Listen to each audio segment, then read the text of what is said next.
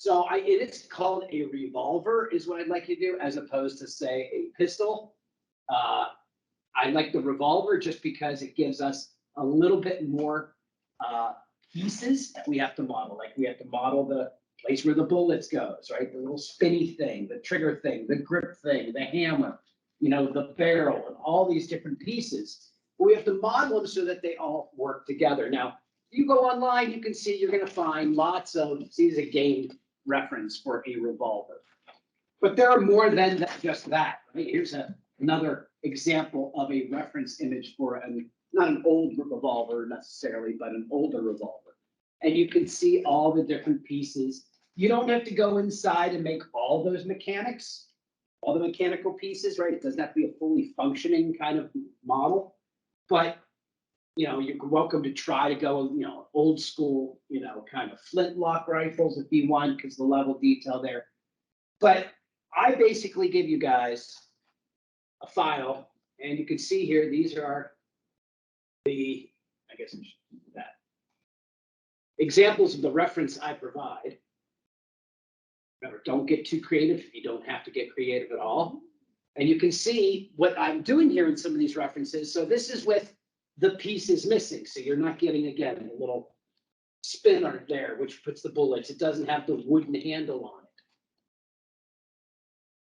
it. Here's another cross version of this, where you can see now where the external or what the internal mechanisms would be. We get a nice reference image here that demonstrates what the little spinny bullet thingy would look like, carousel or whatever it's called. There's another example of it where now you can see from the outside what it looks like. Because again, if we don't take the reference images ourselves, we have to go hunt them down. That can be kind of difficult for certain objects where you might want a front, a side, a top, all those views.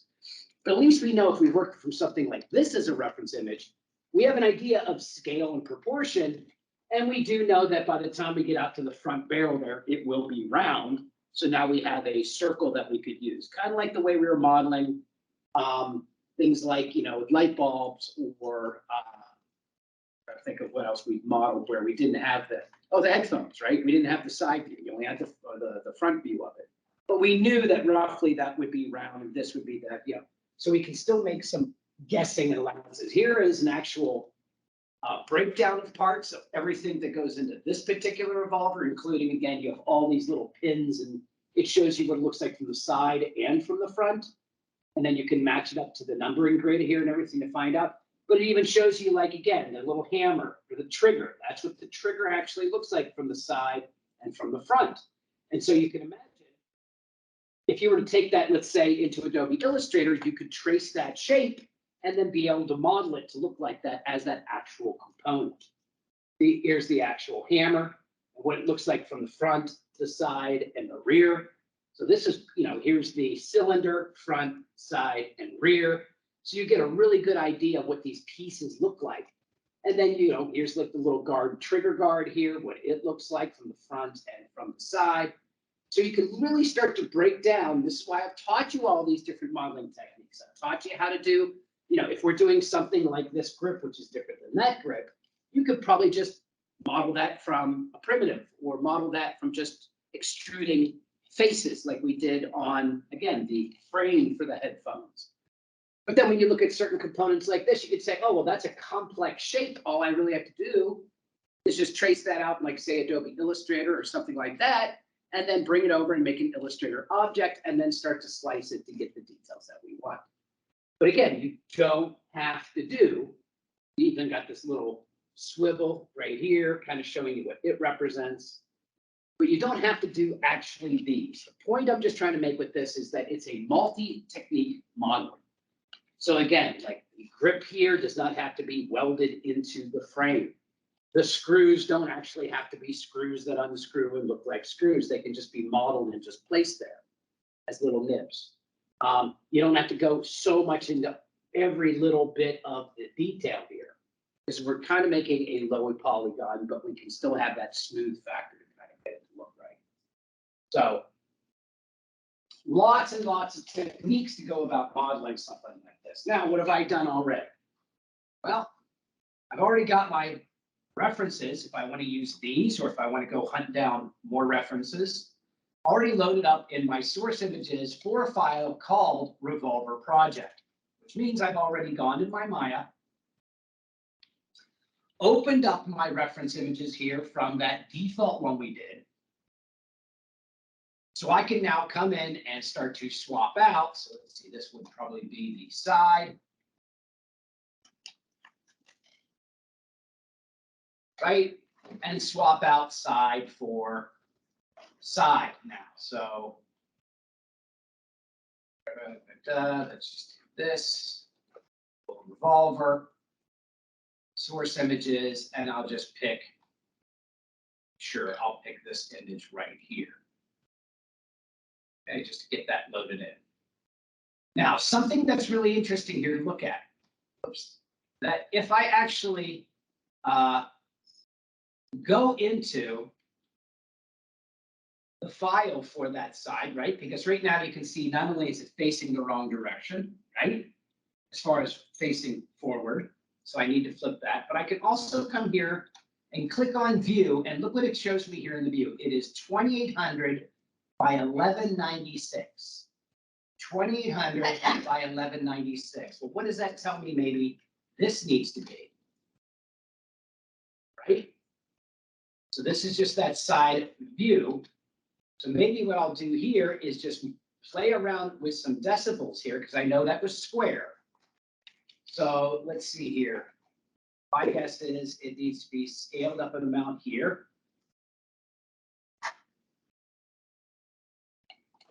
On object space scale baked into components. That's what I wanted to do.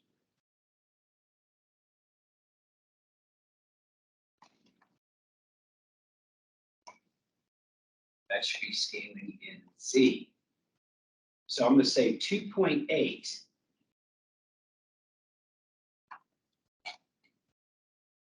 Oh, that was rotate. My bad. Let's do that again. Scale Z 2.8. There we go. And why did I say 2.8 again? It's because when I clicked on the reference itself and hit view, it said it was 2800. So I'm going to go 2.8 by 1.2, just to round that out there.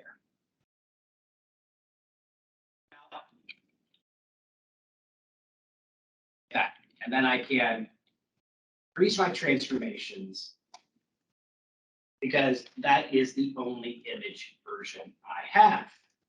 Now it is also facing the wrong direction according to my little cone I put on here, right?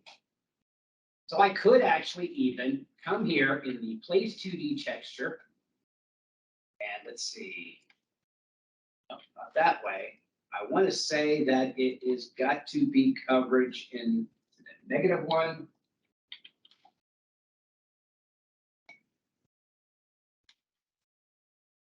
No, it's not that either. There's a way of flipping it here, which I'm trying to see here. See, that's 0. It's right here. So again, remember, it would be easier for me to just open this up in Photoshop and do it, but I'm showing you how we can actually set up using the UV and the Place 2D texture. And I just put a -1 in the repeat for the X to now get this thing so that it is flipping around, see, and facing the correct direction.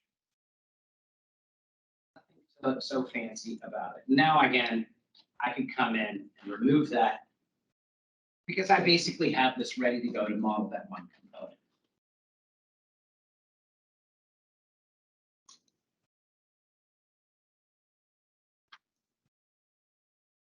Now, at this stage right here, I can start to think about, okay, I've got it set up with this one view. If I had a side view or some other reference view, it'd be even more powerful there. Right here, just doing this, I can start to look at this and start to say to myself, all right, I'm going to put some placeholders in here. Just some simple placeholders. Okay, let me show you what I mean by that. So I'm just going to rotate that on a 90. I'm going to take this cylinder here and knock it down to 6. Why? Because that's what this barrel has here.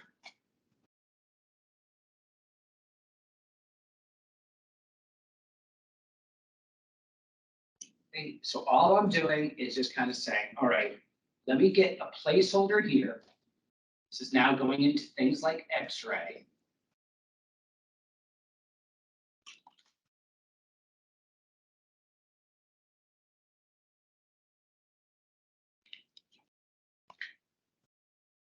Okay, something like that, just an alignment. Even though I'm not really going to use this, or I could use it, but I'm just putting it there just to show me scale and size of a couple different directions. And that tells me now that 6, not enough.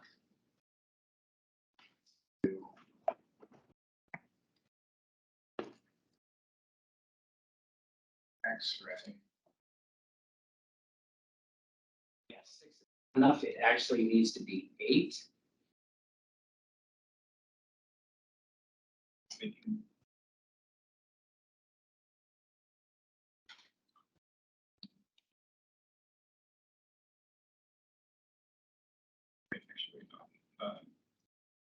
Hold on. I don't know why.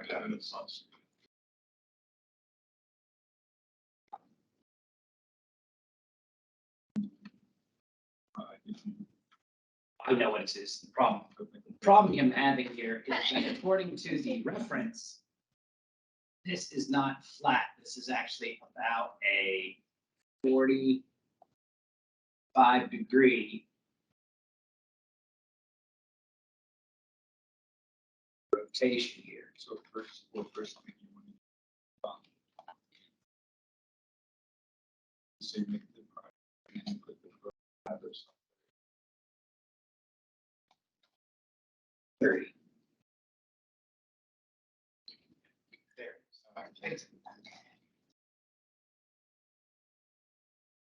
I'm just going.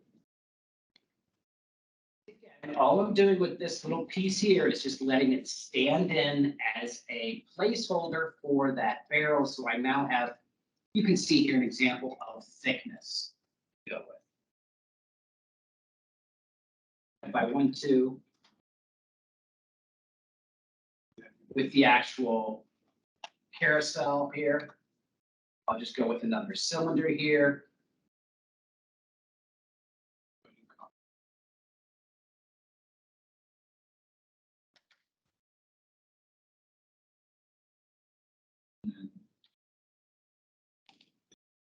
Go into where on your arguments.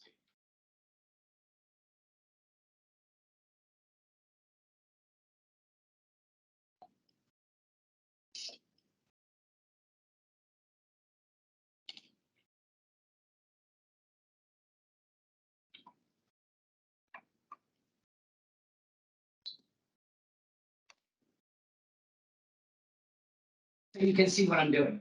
I'm just kind of putting in some simple primitives there, just to kind of show me a way of what, especially when looking at what the size of things would be.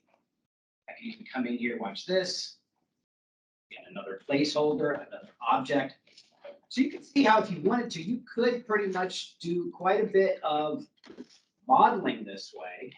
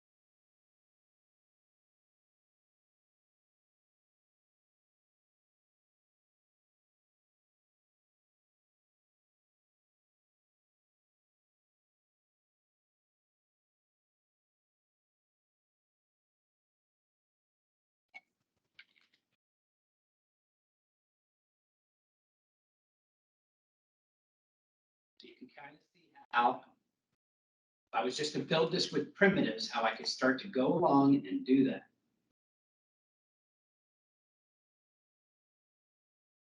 I can use what I've created already to start to create.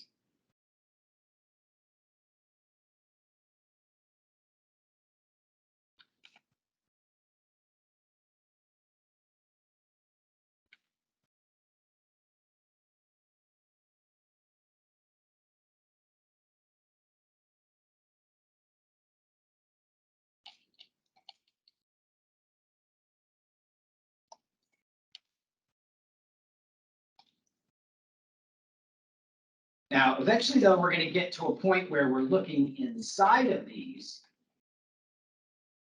Find one that looks a little bit more. See, this one actually has a trigger guard. Whereas the one I'm working on does not have a trigger guard. Yeah, this is the one I'm looking at. So what I can start to do now, whether I'm looking at, a concept sketch here of it, is I can start to break down shapes and pieces here. Now, this is obviously not round, but it does weld into this piece right here to there. See this? So this is where I could probably get away with using this piece right here. But I want to remove and place some of my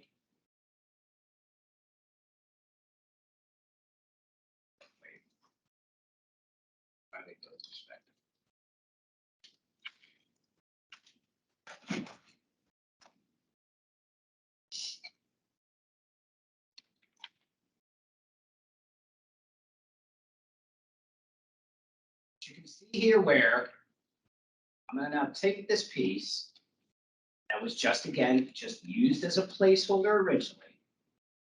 Okay. And I'm going to start to find these edges and place them where I need them to have more detail. Okay, if need be.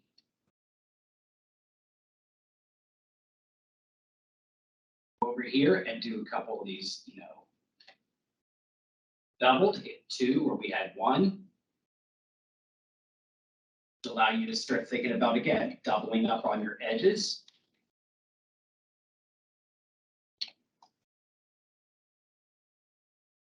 All right. Let's do that one. Double hit to get 2. This one here. This one to about there. And again, another. Now again, I could keep going bevel, bevel, bevel, bevel, or remember, we can also do these insert edge loop. See? And I can place those quite quickly just by going bang, bang. See, I'm going to double up on this one and double up on that one, right? Because I got more detail. Let's go ahead and put one here, put one here. You can see where I'm kind of setting those up for some of this other geometry, right? So in order to then make geometry, I need to have an edge there because you see, this is going to be able to form that roundness. These two is going to be able to form that sharp corner. This one here will meet that edge there. So again, it gets pulled out here. These two will handle this area here. This one, you see how I'm looking vertically on that to see where I can subject insert edges to create this happen. Okay. Now, while I've got that there, what else can I kind of do at this point? Right? If I go to perspective, remember, we are going to be doing right? So I could easily come here even, grab this vertex. Oops. Get off my. Go ahead and hide that. in here, eventually, that's going to need to be chamfered. See that? So that it is going to make a barrel. I can even then, at that point there, even do another extrude, but go inward a little bit.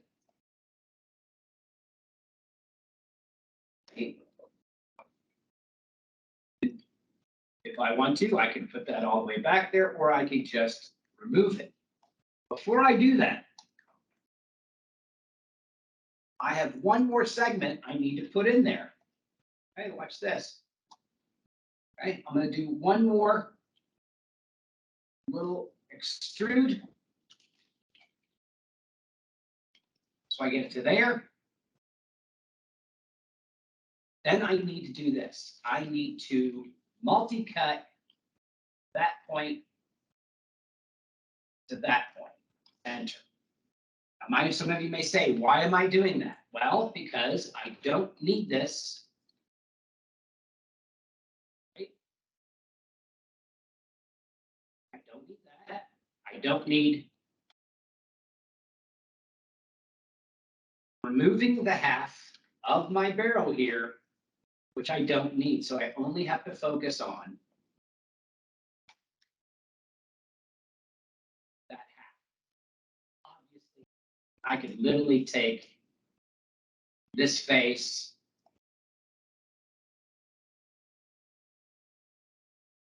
and move it all the way back there, right?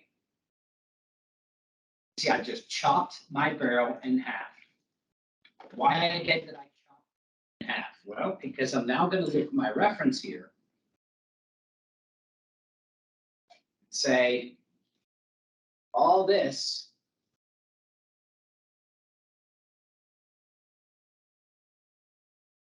right? All this here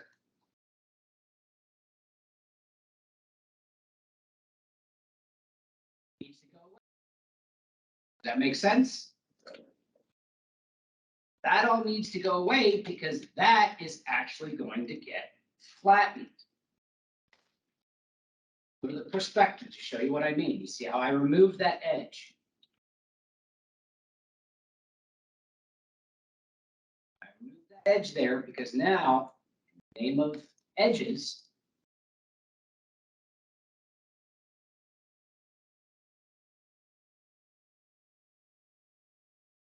I'm going to select all these edges that define this.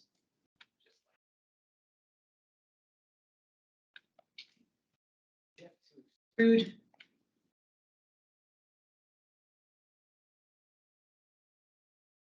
Okay, to get to that next.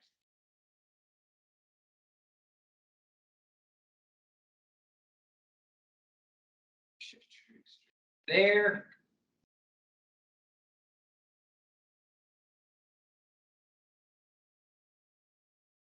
Second. Push up a little bit. Go. Edge.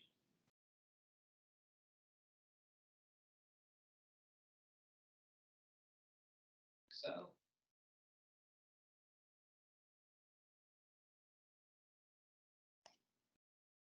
Do that.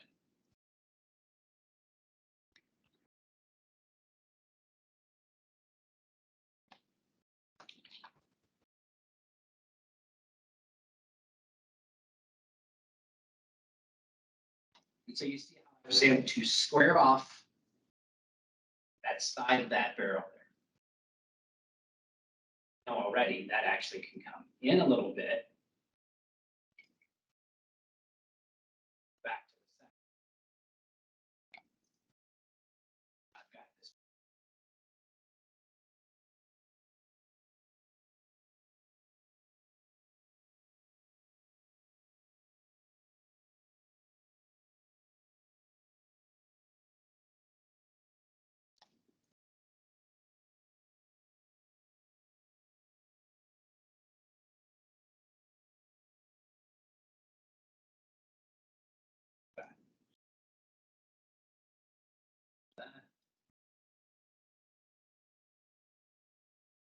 So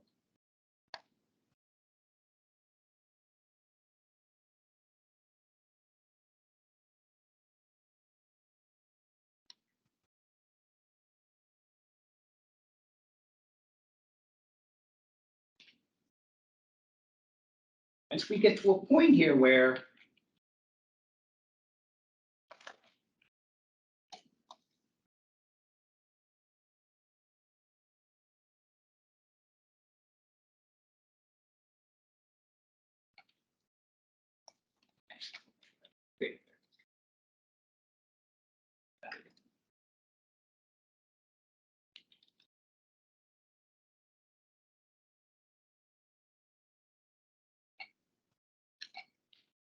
I can't seem to get my reference to float. it was in the place 2D texture in the UV, hit Control A. No, not that. It just hit Control A. Okay, and move over to the right there until we get the resolve for over front. Hit the color. And you see it gives us our file, but also gives a place 2D texture node. That's how it's told to apply it. All I did was type in a -1 in the repeat. Just flip it over.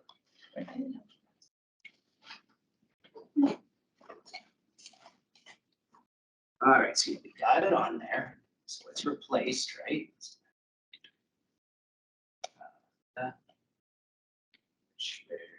Standard surface.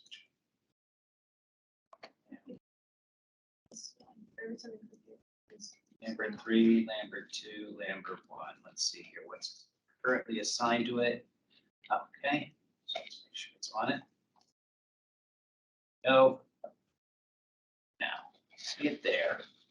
Okay, let's go ahead and find our node. Here it is here. The map, which is here. Place 2D. Now flip it. You've got a rotate issue. Like that. Say 270. Right, 270. And this gets converted to a -1. Oops. Yes, it's that. There we go. And then all we did there as well is just go to the view to see that it was a 2800 by 1199. So it's 2.8 by 1.2 roughly.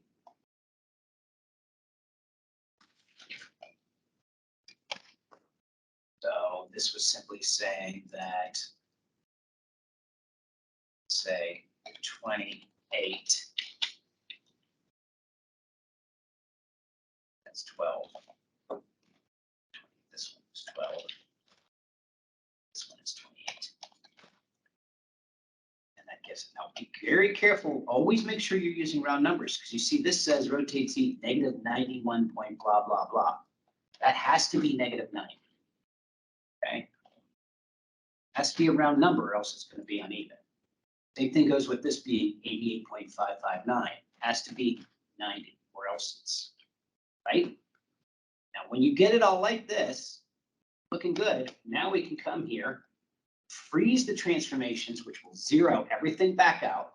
So in case you accidentally move it, now you just 0 it or 1. Okay. And this now can go create a layer from selected that will allow us to have it as a reference element. How do you, because I wanted to get rid of this one. Yeah. Um, You should just be able to delete it. Just hit delete on the keyboard. Okay, because I was confused because it had like the M. Yeah. There, so I thought that it was the main one and I made a mistake. M is just a symbol that gives it sometimes when you move your textures around from a different So location. I can just, Mhm. Delete the one you don't want. why is it so dark? That's because we're rotated.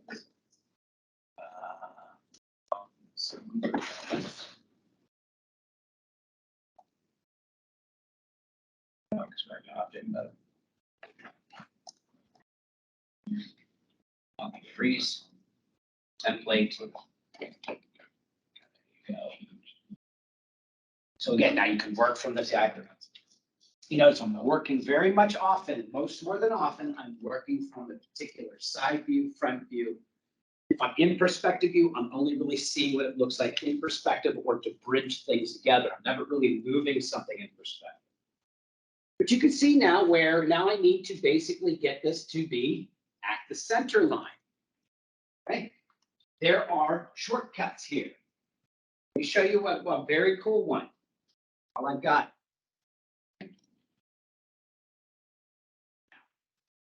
Go ahead and hide my reference.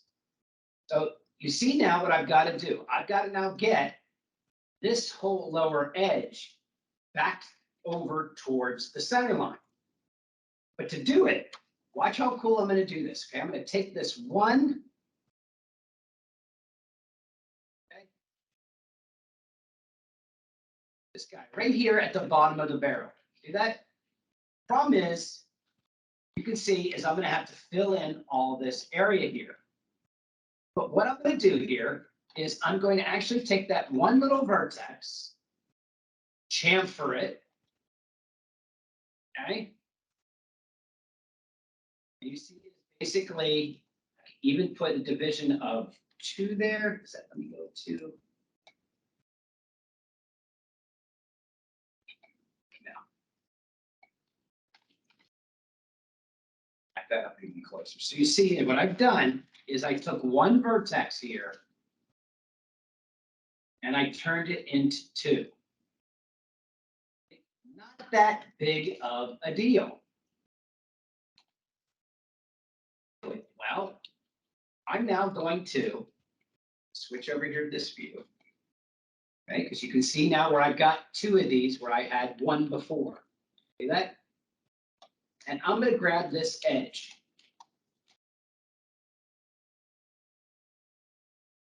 With that edge is I'm going to shift and I'm going to drag till it's lined up now with its next edge. Switch here to my different view here.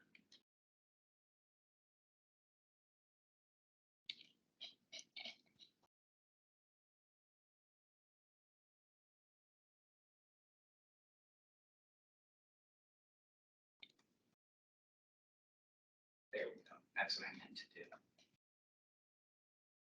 Okay, so here was the edge I just extruded out. Right? Out of that there. I'm now going to come here and expand that till it's about flat. Show you again in another angle of what I'm doing. Because I'm having to take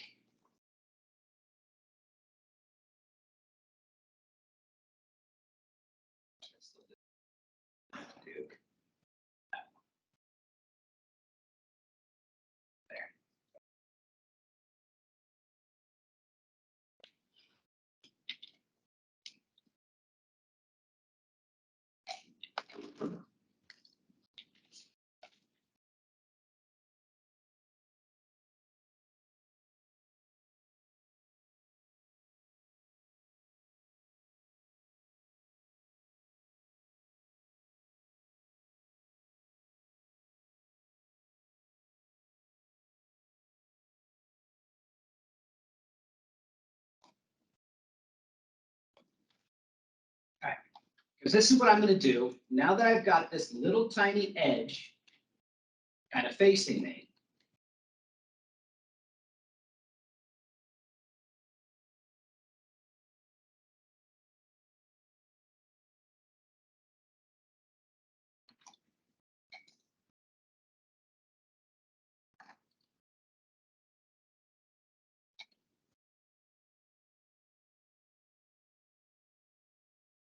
This edge.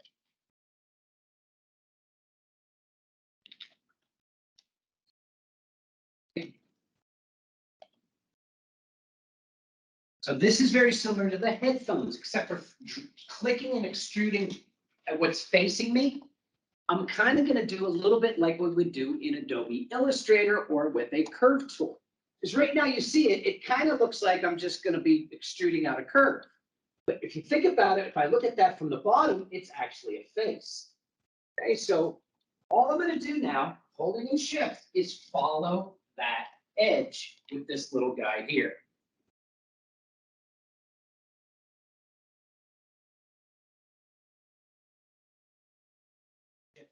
Extrude to here. Shift extrude to there.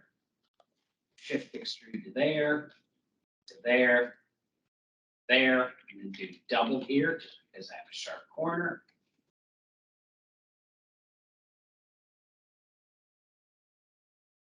Double up to here.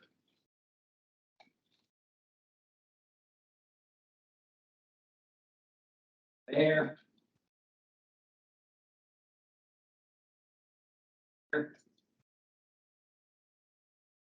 There. There. You can see here, this actually has it.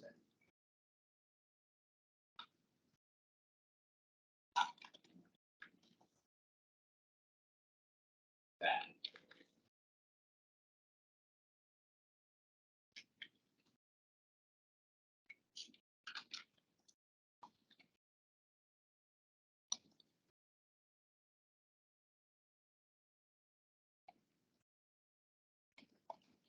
So you can see what I've done in extruding this piece.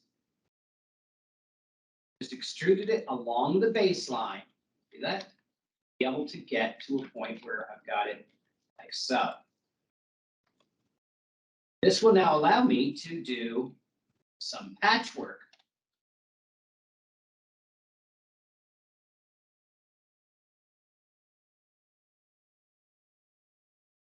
Start off like that. Actually, there, yes, I do. So I might as well do this while I'm at it. Select that. Chamfer the vertex.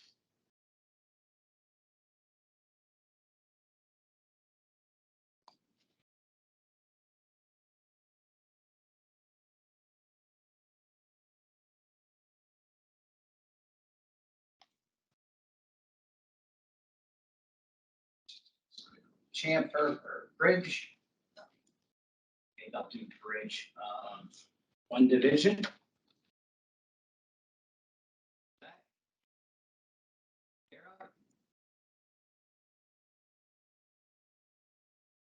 Again. Division.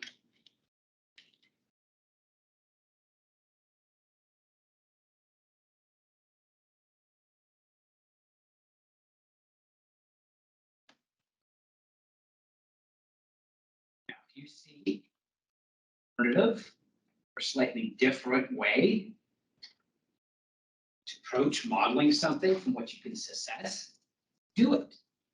You don't have to follow my exact ways of doing things here. This is just kind of us having some fun and experimenting with how we would go about modeling.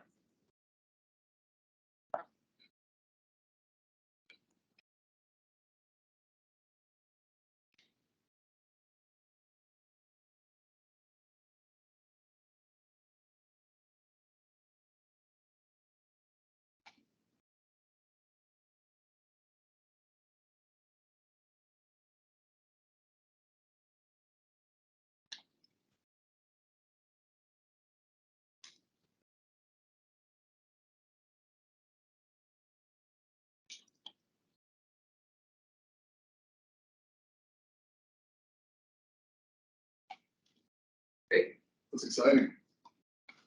Building ourselves a revolver. Crazy. Multi-tech. It's class. Very similar to me, especially with Pokeball. I think somebody will enjoy the Pokeball is just a little bit too much. Big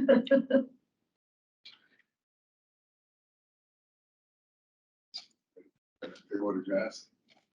I have not been notified about anything yet. What's going on with it? I don't know. Like I said, they contact me and I'm like, I don't know, guys. What do you want?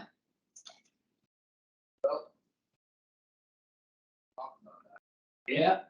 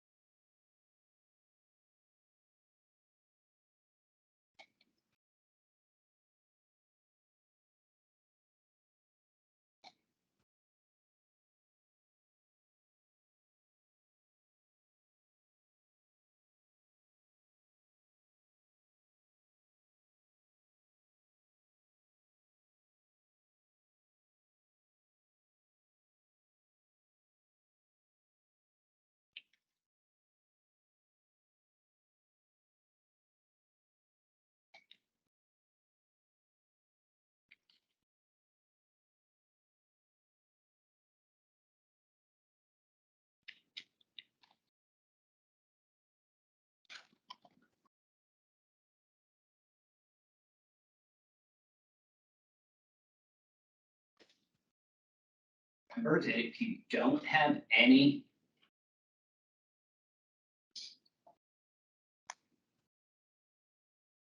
segmentation or anything to attach a vertex to, if you have a hole, see, I've got this hole, there's a great example.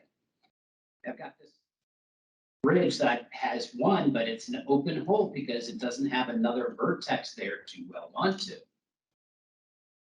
That happens, we're going to need to add, it's like, think again, like a rope on a tent, something, or a spider web, something that can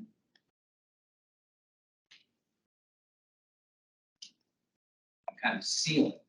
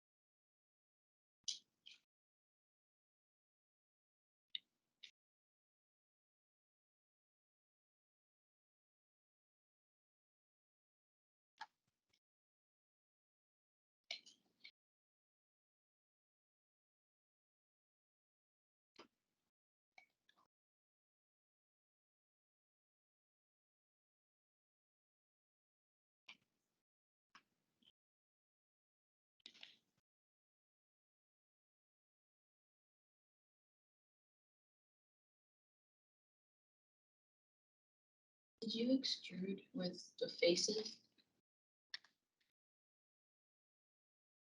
What I did with the extrude of faces is I found this one edge here that was part of the barrel. And I just shift and dragged it along the very edge there until I got, and then I just filled in between that hole I made. Make sense? Yeah. Think of the headphones. We were doing the headband part, where we were just extruding along there. And then I can fill in the gap between.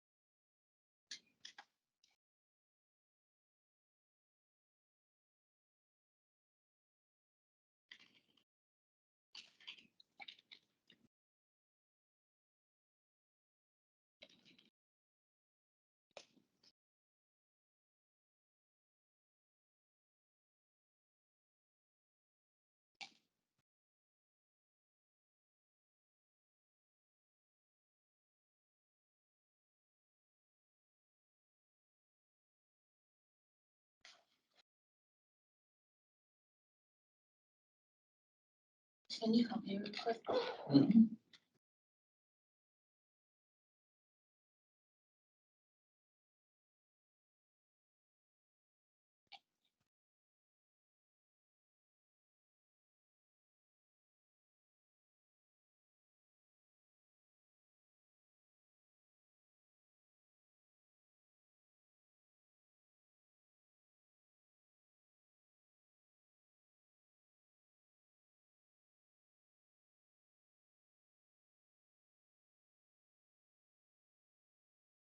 Is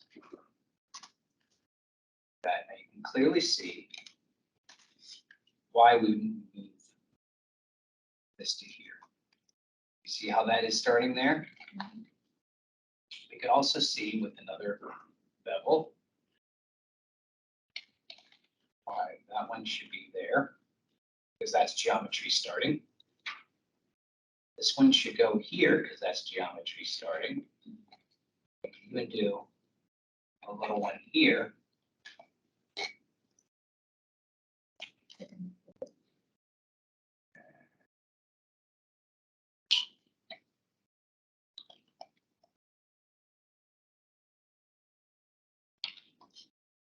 see, yeah, they're there. They're just on top of each other.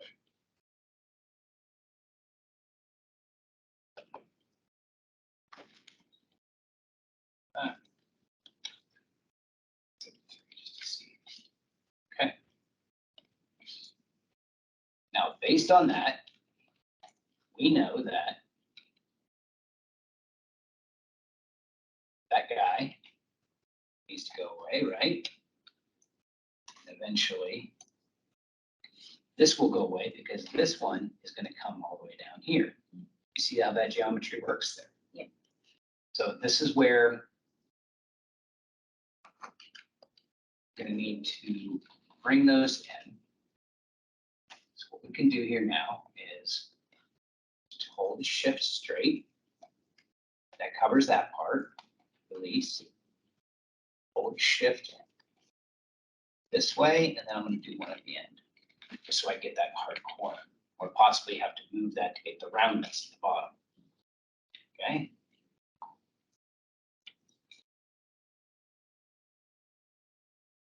That. You see it's coming straight out of that barrel now. So if we want to at this point even, we can probably do a shift and take it right back. Now you see where, let's start with this guy here. Shift a little, shift a lot. Actually, I'll get away with just stage it. That's what's cool about that, is that gives us a shift here. Little bevel, or bridge rather, we got bridge, here, bridge.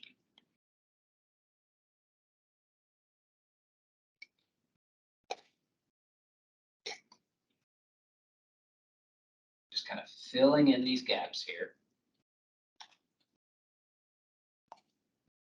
Wrong direction.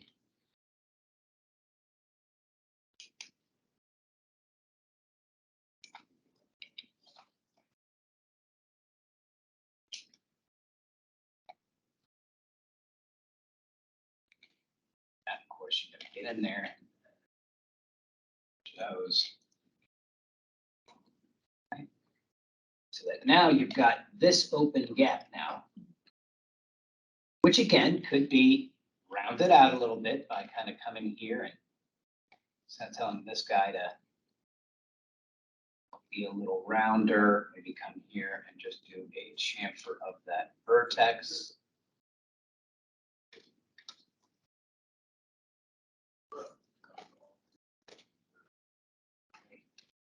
I can do more, a little bit more round. Now it's a round opening. You see how it's looking still. It's all attached. Now we have a round opening here. You gotta be careful that it's not that. That needs to go. And this one, this one, this one. Oops.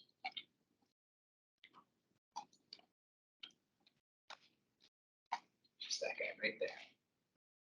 Yes, it is that one. Not have an edge. See, that might give us a problem there. And not really. Wondering if that needed to. All right. Because now we're ready to hold shift. Now again, we might want to have two close together because it's a sharp corner. We can come all the way to here now. Maybe even those up, and then that's eventually going to get stretched out to fit that next piece. Okay. Thank you. Can you look at mine for a second? I want to see if I can do it correctly.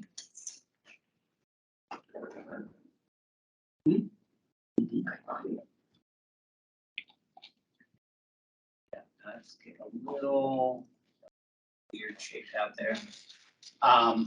Yeah, because you can see what I've got going on at this point is I'm going to make that negative. That's what I'm at right now, is to make that little exposed here because I'm using the same reference as you. That see this opening.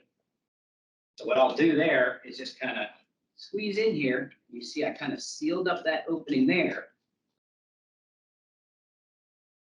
Let me go ahead and hide this a second. Display, hide selected. I also have to come up here though and grab this little edge. There. That.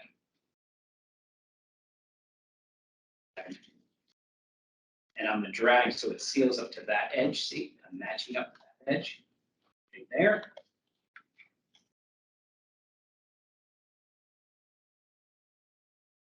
Then I'm going to shift drag to match up to that next edge right there. And shift edge right there. But now I got to go back and weld those points. See, I got to go back and merge those together. Merge. G, merge again. G, merge again. Hit 3 on the keyboard to see what I just did. Now, that worked great, but it's also not very sharp there. So eventually I'll probably want to double up that edge if I'm going to use that. So yeah, you're just seeing, I've just sealed up that area here, and now I can start working on that next one. This is also where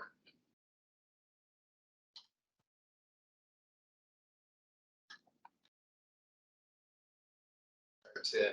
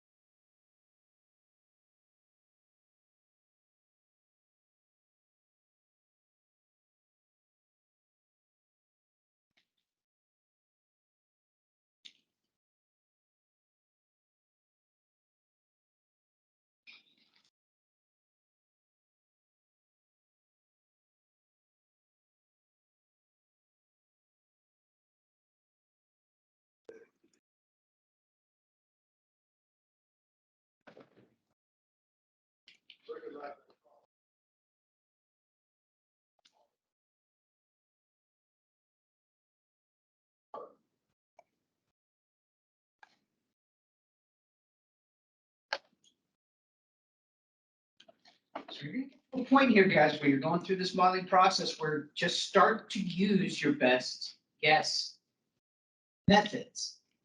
of sealing everything up. It could be bridging, it could be building new polys, it could be slicing and dicing, whatever you feel is going to be the best technique to get to it.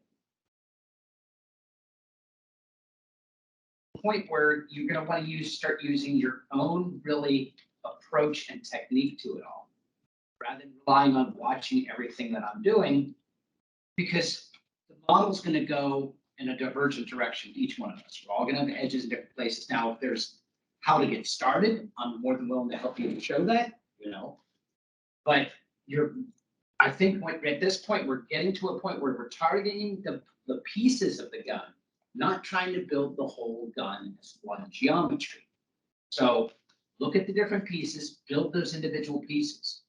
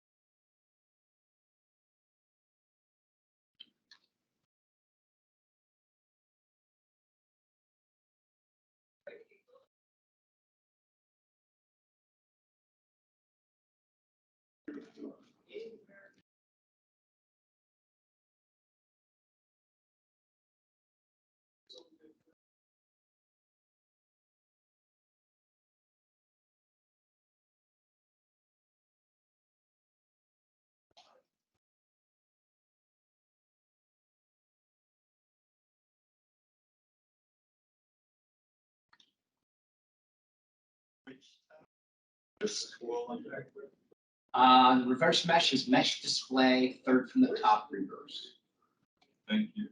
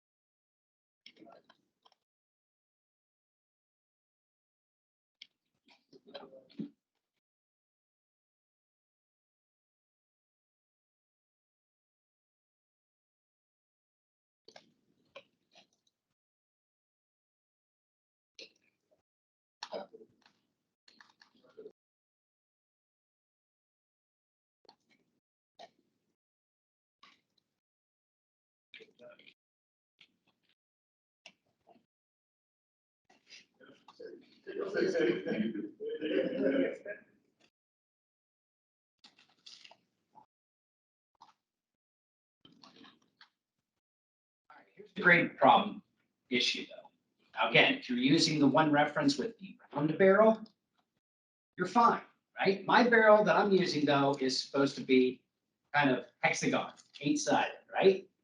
But if we smooth it, it turns into what? Round. So one thing I'll do here,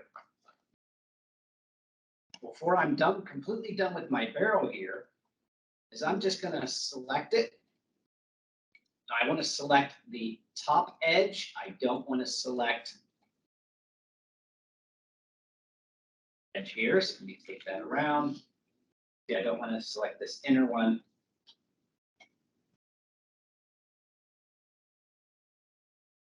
I don't want my barreling to be hexagonal on the exit or here inside.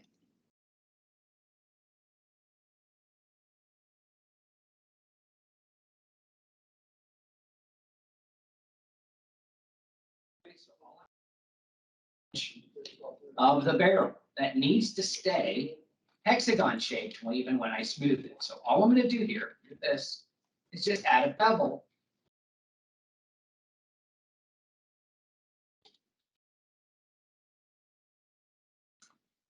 Just to pull up that edge.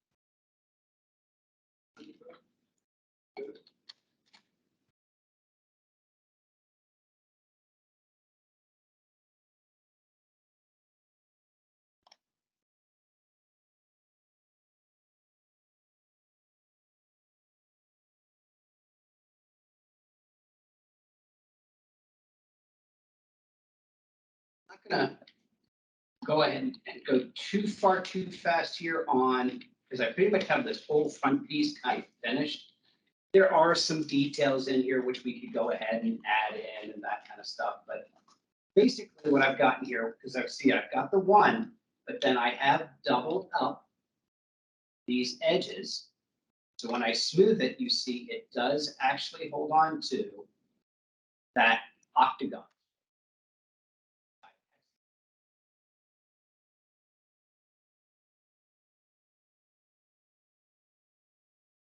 But I'm ready to come over to now, as I said, I like to bounce around on this.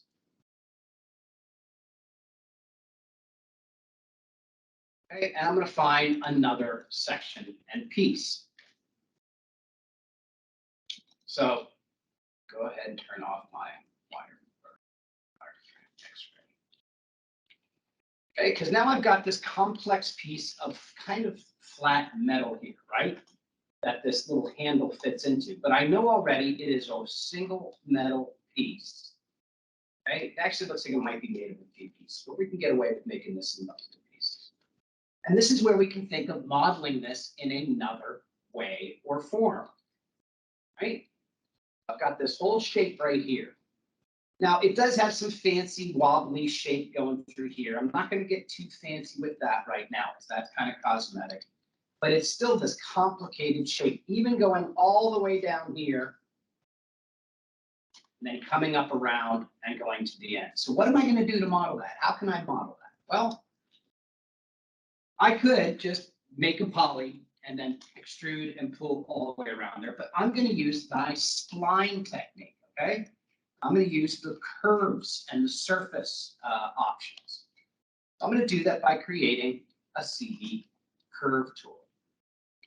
Now, I'm not going to worry about this little part that connects right here, so I'm just going to go here, and I'm just going to go to clicks, 3 clicks. I'm just following this spline.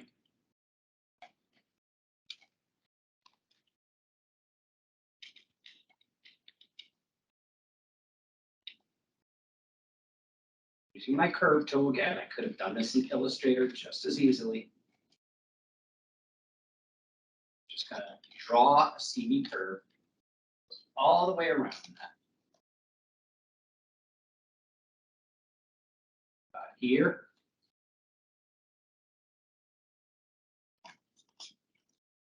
Bring it all the way back 2 clicks at the end. So I'm not actually sealing it up. I'm not going to seal it up, obviously, because I need to fit into that other piece. But you can see right here, and if I need to, I can go to vertex and kind of shape it out a little bit better.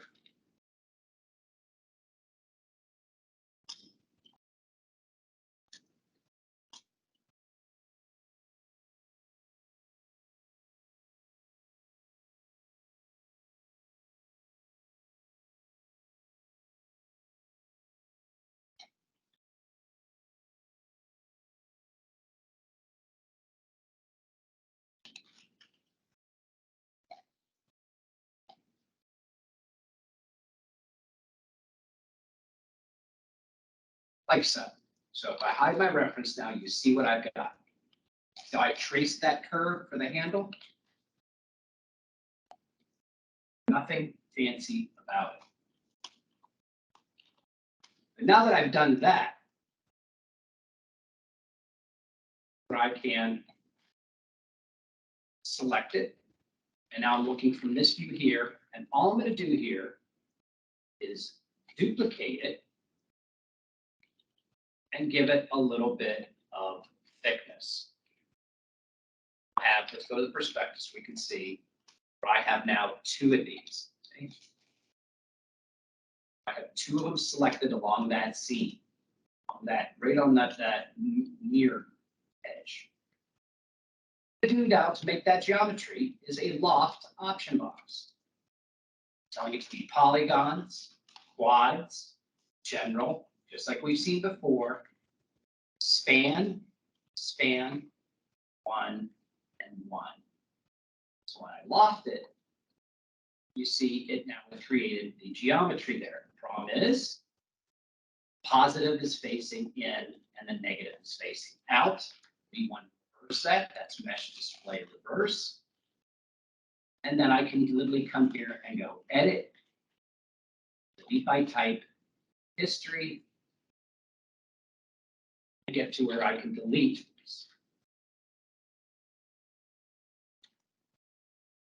curves. All I have now is this little tiny patch that I used that spline and loft under surfaces.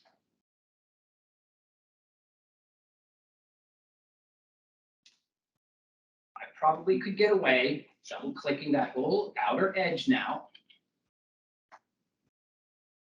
And you see it doesn't select just the outer edge because again, so let's see here, I'm probably going to have to select.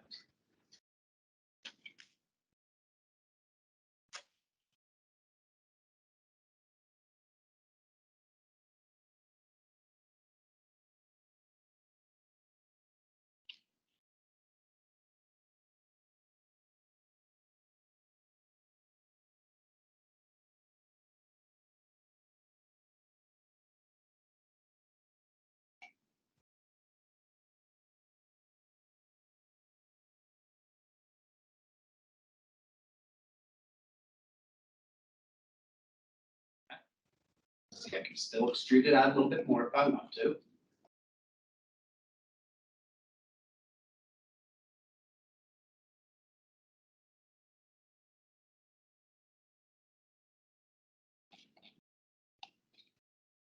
Okay. And then I'm going to take a couple of these.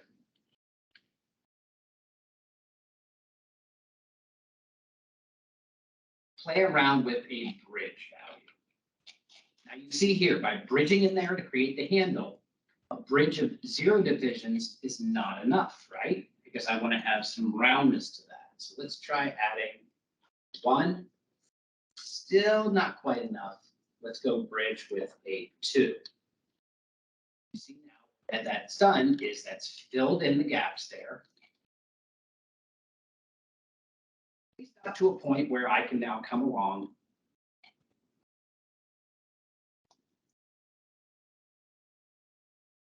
additionally create some geometry. So let's go here to here.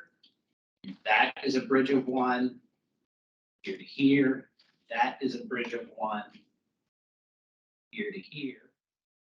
Is a bridge of one, and even this one here is a bridge of one. You see that?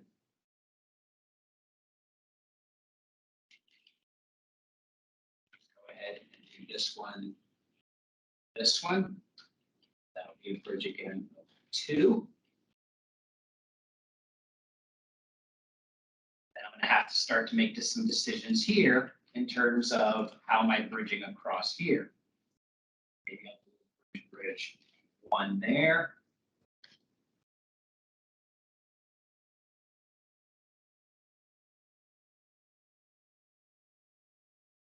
Bridge of there. Now allow me to take some of these guys and reshape it. There. And I'm just going to start to fill in.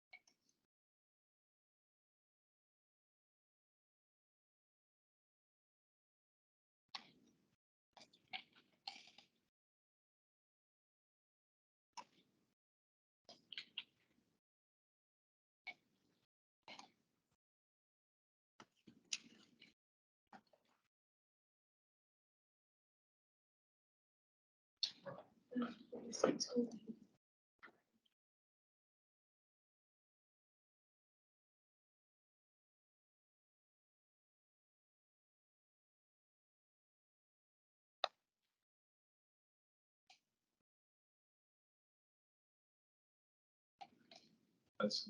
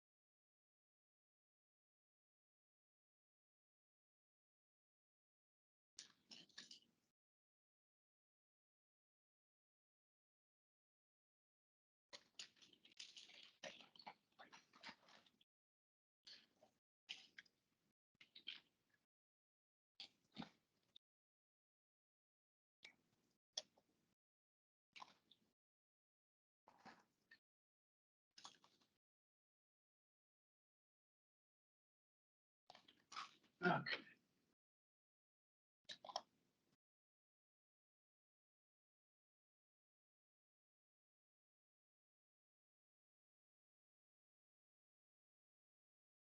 See how the progress is going here as I'm starting to go around and build it.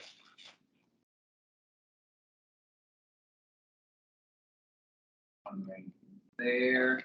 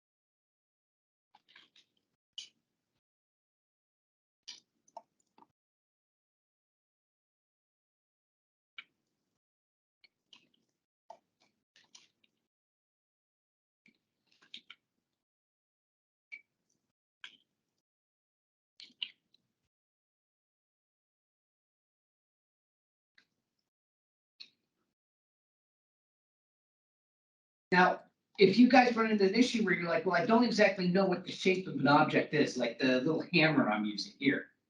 Again, we're going to guesstimate a little bit on here. We're not working from the real plans. We have the access to the real plans. But you can see here, this image, which came along with it, right? Whether it's this one or this one, but this does have a detail that shows you what this hammer looks like inside. Okay, so you can see it's kind of shaped a little weird shape like this. Now, I can go about modeling that, knowing that here. And I'm going to again use my CV curve tool, okay? And I'm kind of looking at the bottom, and it looks like it's got this hinge right here on this screw, perhaps. So let's just guess here, okay, that it kind of comes down right around that screw, and then comes around here to the hammer.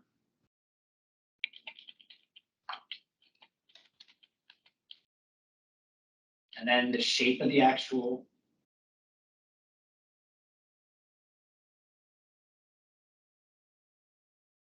trigger element. And then it kind of follows around to the beginning. Right? Nothing fancy. Now, when I do it like that, remember that we can go into curves and we can open and close. I'll do a blend. And then before I model, I can come in here and say, yes, well, let's make this be a little bit more accurate. Okay, something like that shape there.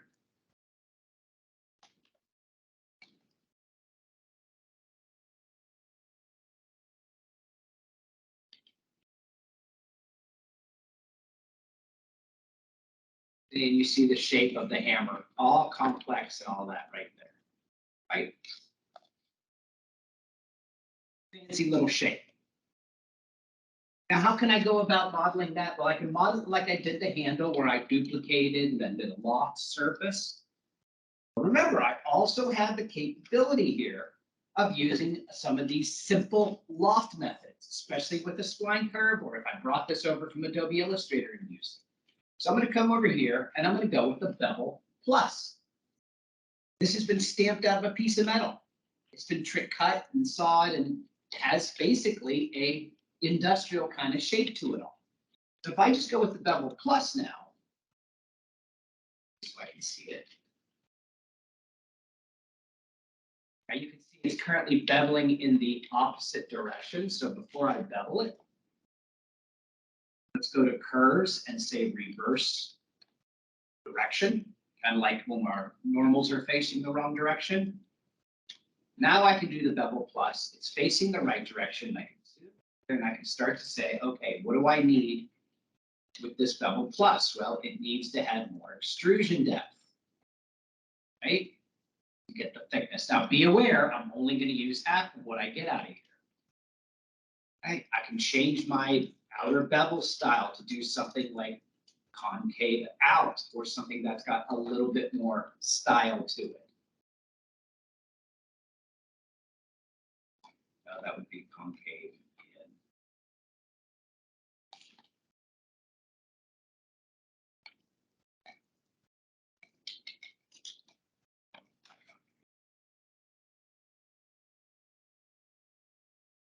X in, X out. Trying to get a little more detail. X, concave, attach. There we go. That's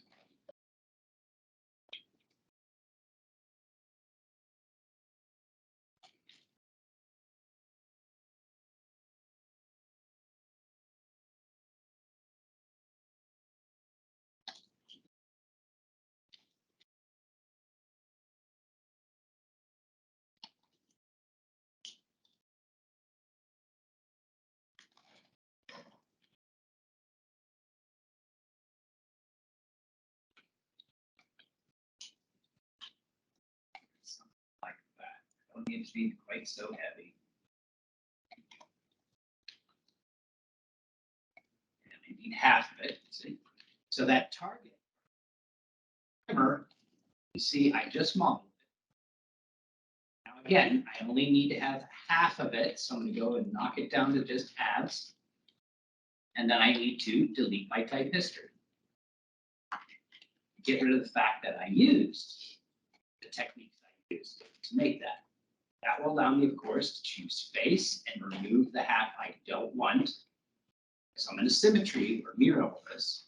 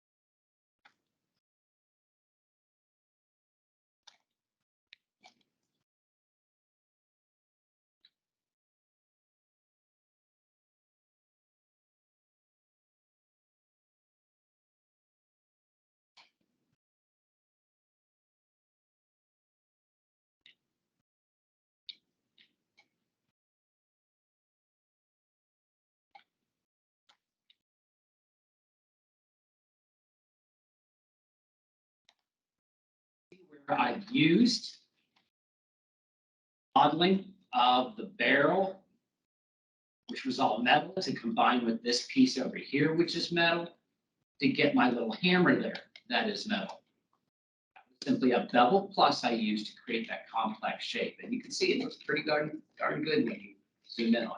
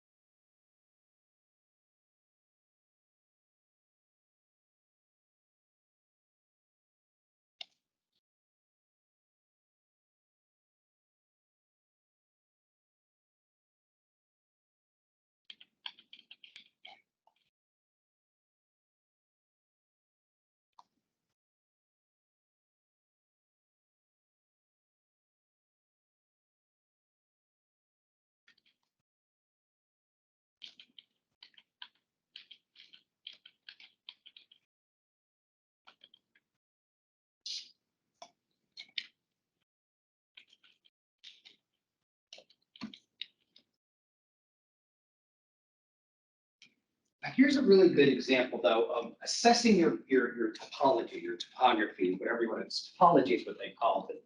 You can see when I bridged all these over, these all look nice and funky, nice and well. But then we get over here and it kind of goes, and it gets all these weird shapes trying to fill in. Sometimes it takes working and getting to that point to kind of seal it up, to then go back and evaluate, okay, well, maybe I should have things follow lines better. Because I kind of have this great little edge here that goes like this and then stops, which could very well go all the way to here.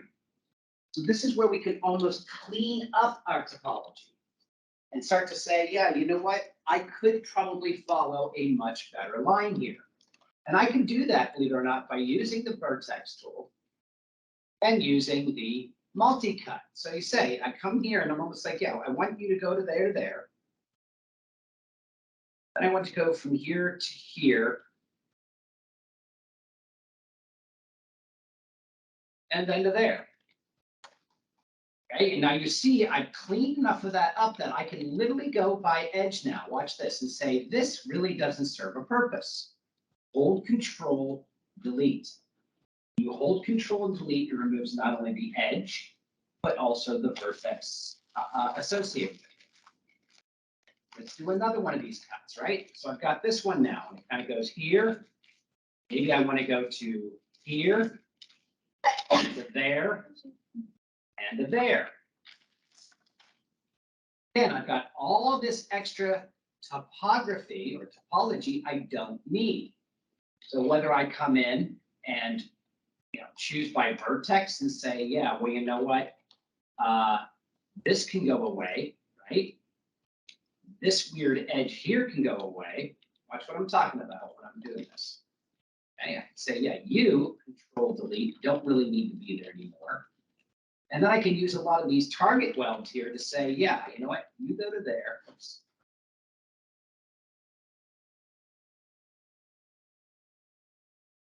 Go you to you, you to you, there to there. See how I'm just kind of cleaning it up now and following certain edge or tangents of edges.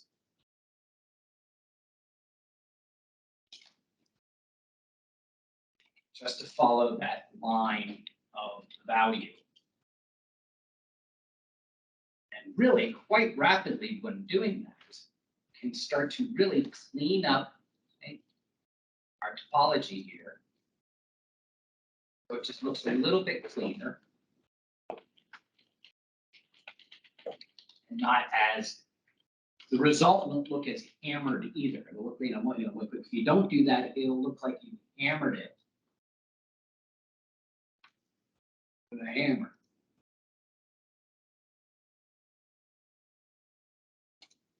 Let's do another one here just to show. Again, multi-cut. And this multi-cut, I'm going to go all the way to there, which will allow me to target welds and say, yeah, well, now I don't need that.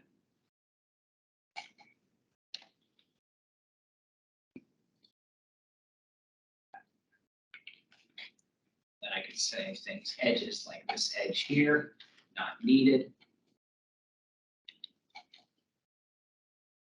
And it ends up just giving you much smoother, cleaner edge quality or face quality. See? Please see where that's kind of hammered around there.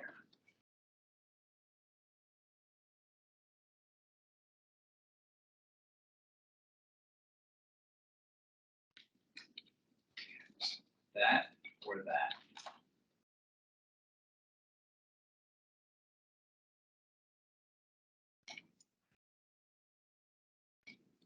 Target weld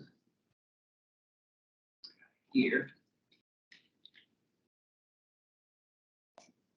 There. Simplify all that geometry.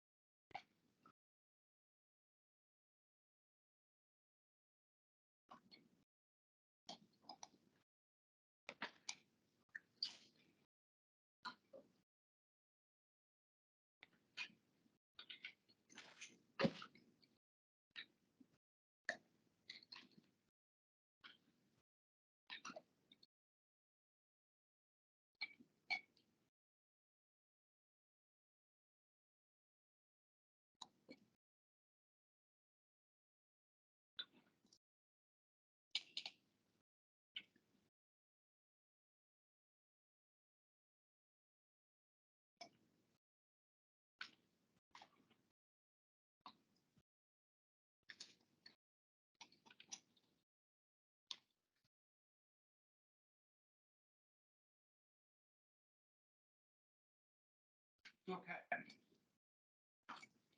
Now, this is where we can always be borrowing pieces again, because again, I don't have a very good cross section here or view here in Maya of this thing.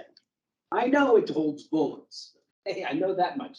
But I could come in here to this other reference here and you see where we have some interesting shapes to all of this, okay? So what I can actually do here is either do, I can't really do a live trace of this, but I can build this structure here. So what I'm going to do is just build this curve using the Illustrator tools, which are much better for doing this. Here. And we go ahead and make a new layer. So let's say I want to build this complex shape. Well, I know it's made up of, I really only have to do half, but it's probably easier for me to do a whole. So I've got some ellipses.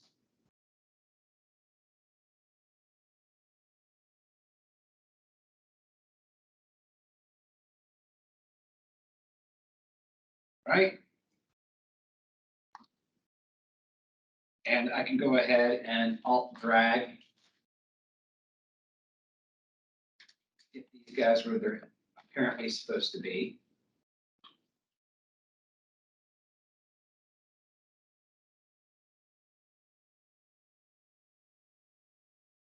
The neat thing about that is I can take these two guys in the properties here and align them. These two guys, align them. These two guys, align them. These two, align them horizontally. Okay, so they're all lined up. All right, let me go ahead just to make them interesting here instead of doing, here, I'll make them be pink. That way we can see them. Also got an ellipse here in the center. Larger. So swap this, doesn't really matter there. But main ellipse here.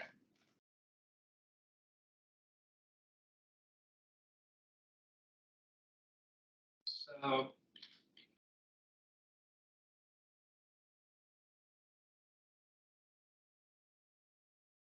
ahead and swap this so it's inverted. And I do have some of these unusual ones here. Now, this is what's cool about this shape here. Make it a different color. Steve sees. Green. The neat thing is these guys are exactly what is separating the same side, this outer ellipse.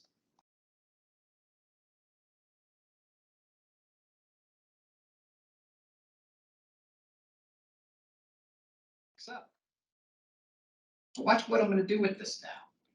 Right? I'm going to hold Shift. All of these I just put on the outside. Select my green one. Duplicate of this. So that I could literally make it be all kind of combined here. And watch what I'm going to do now, especially if I take this guy and say, yeah, you're the same pink center with orange. Okay? I can now take these guys, combine them, subtract them from that shape. Yeah, let's see, maybe it's this one. That one? No. I think it there.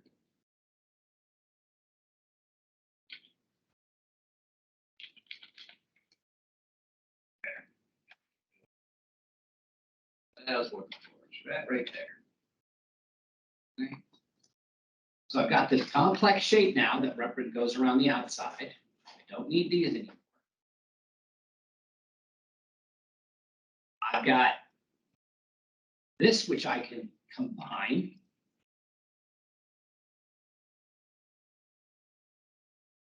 This.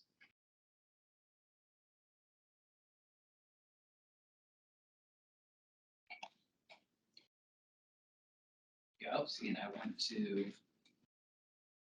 cut that out from that one.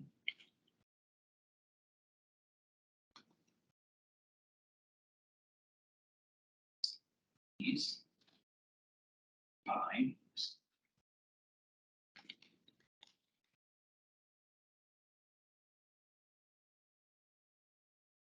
Fine. Cut out from that.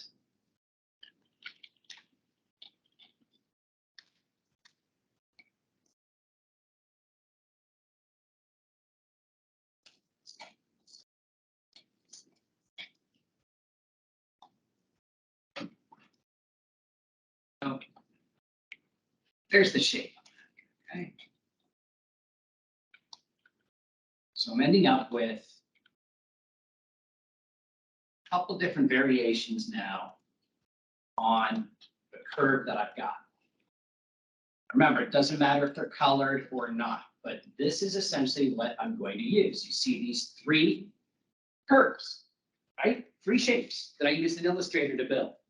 Very quick, very efficient. This is the one with the bullets in it. This is the one that's got the little grooves cut out, and this is the one that needs to pair up to it. So I might need to do a recount, make sure that this has as many edges as that eventually, but we'll see. But I now have three Illustrator curves, okay? And what I'm going to do with them while I'm here in Illustrator is just take them and align them together. So they're right up top of each other. And now I'm going to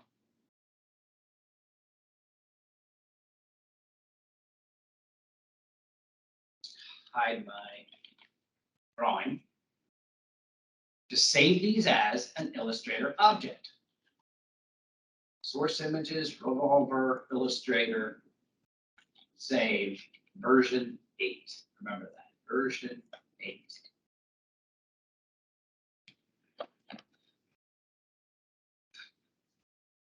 Now then, over here in Maya, I can then import. I could create an Illustrator object. Let me just show you how easy that is. Again, if I use like one of those complex shapes here. Illustrator object. Okay, I'm going to temporarily just get that up out of the way.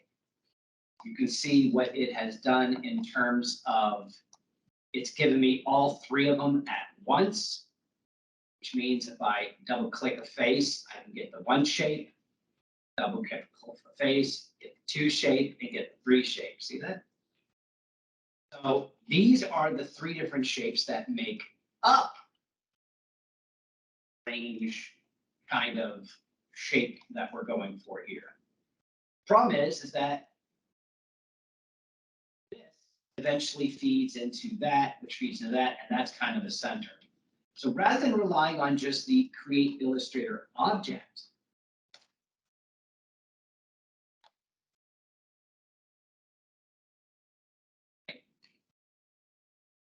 rather than relying on that, I'm going to just import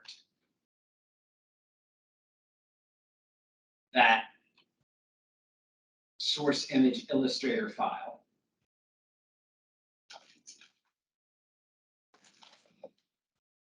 See where it is. Go ahead and center pivot it.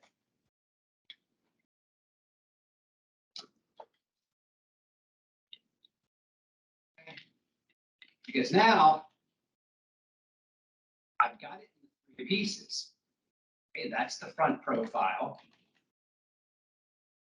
This is most likely the other profile. Okay. And this is the part which has the bullets loaded in. So it's actually in the order. I believe it's in the order that it's supposed to be. See, this really doesn't even have those little groups. It has it there, but not there. So I can literally.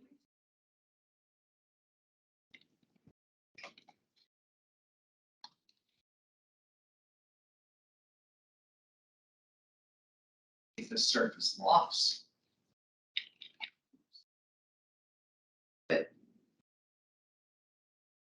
Good.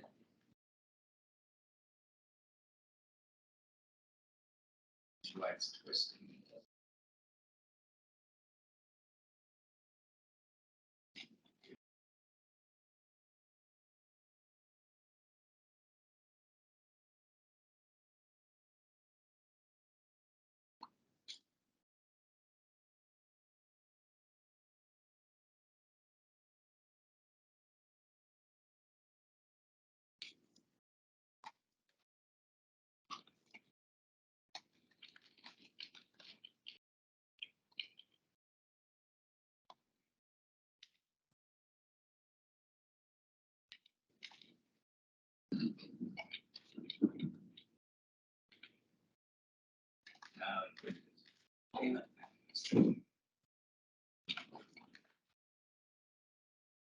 Surface. Loft. Polygons.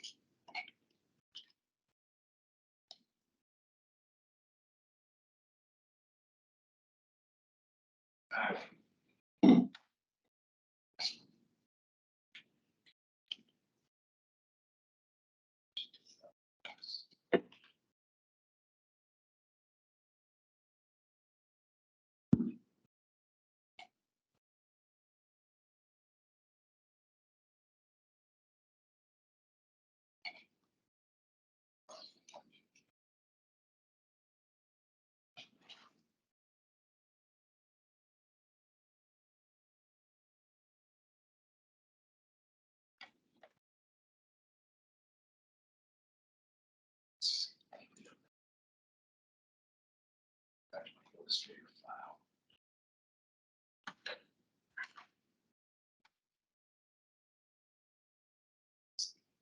How do you get all the pieces to like mesh together?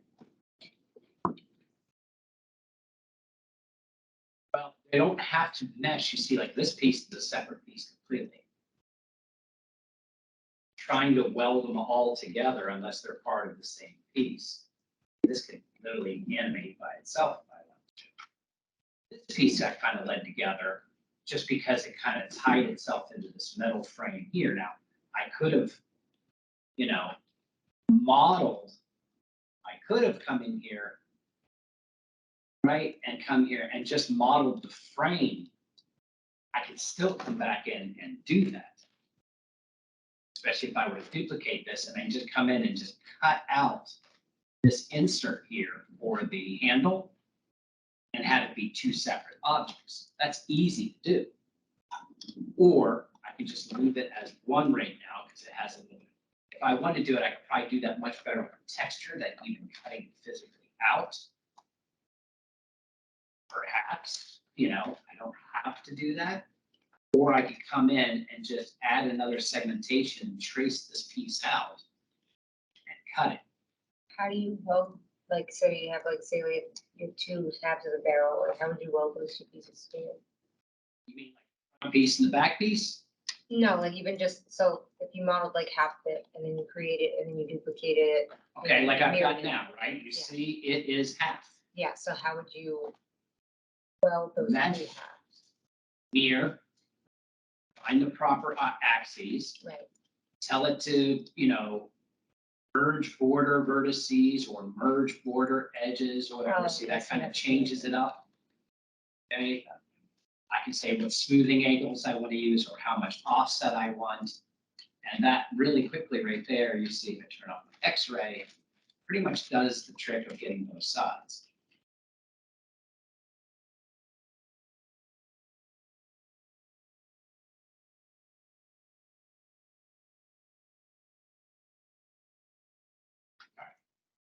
So what I'm going to do here, yes, I'm going to create Illustrator object of that revolver piece. Modify. Set a pivot.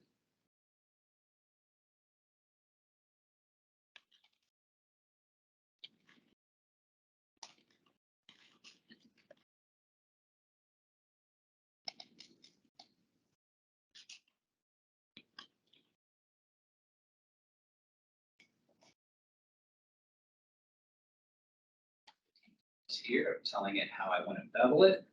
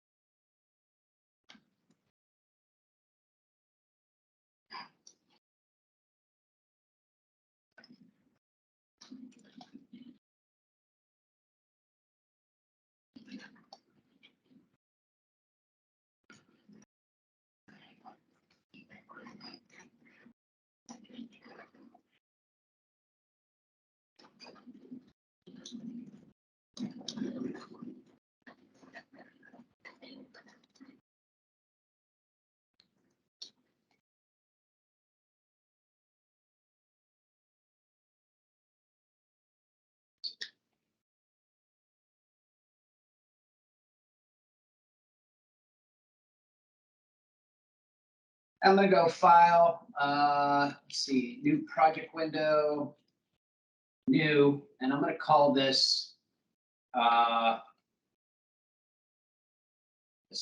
Turntable.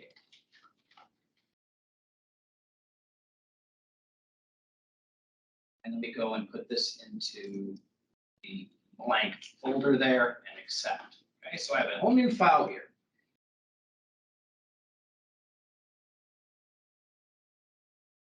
So maybe. You see. All right, so a whole new project file. And what I'm going to do here is I'm going to basically make a 90 frame at 30 frames per second, which would be a 3-second turnaround, right? With lights, with render settings. So all I'm going to do here is change, because we haven't really talked about timelines or animation or stuff like that really yet. So what I'm going to do here is just knock it down to 90 frames from 120. It gives me a beginning and an end. I'm going to hit my little running guy over here to make sure that I'm at 30 frames per second, which is the default. And I'm playing back 30 frames per second times 1, which is real time. Okay. Now, I need to build a turntable or something. Now, there is one built into the animation menu set that basically says create, it's somewhere here, it's, make a turntable. I'm going to make it from scratch. So all I need to do here is start with a simple cylinder, something that I can place my models on I'm gonna make it be about the size of my grid here. I can always scale up later or scale down the model that I'm bringing in. All right, and I could get fancy with this if I want. Let's try it. Okay, let's give it a height of 2.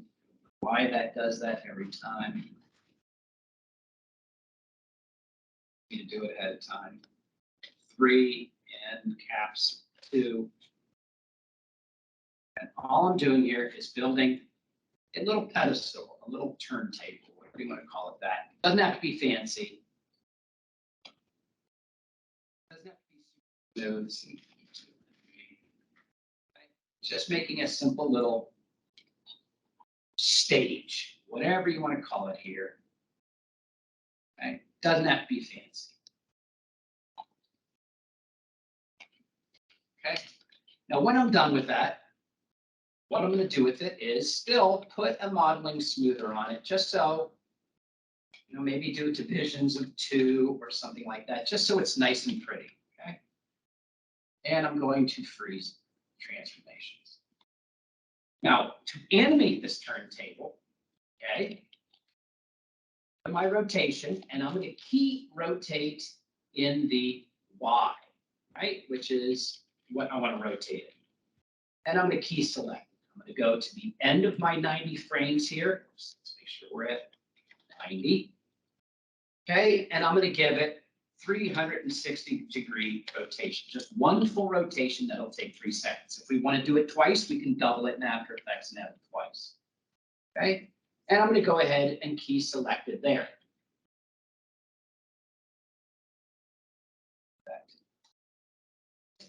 Okay. Key select. Now, if I rewind and hit play, you see I get my turntable turning. Problem is that it speeds up and it slows down. That is because the default animation inside of Maya is set to be ease in, ease out, or curved tangents. Well, I can go to my animation editor, graph editor here, and you'll see that yes, indeed, it is an ease in, ease out animation curve, right? It's easing out of my spin, into the spin, and easing out of the spin. We want it consistent.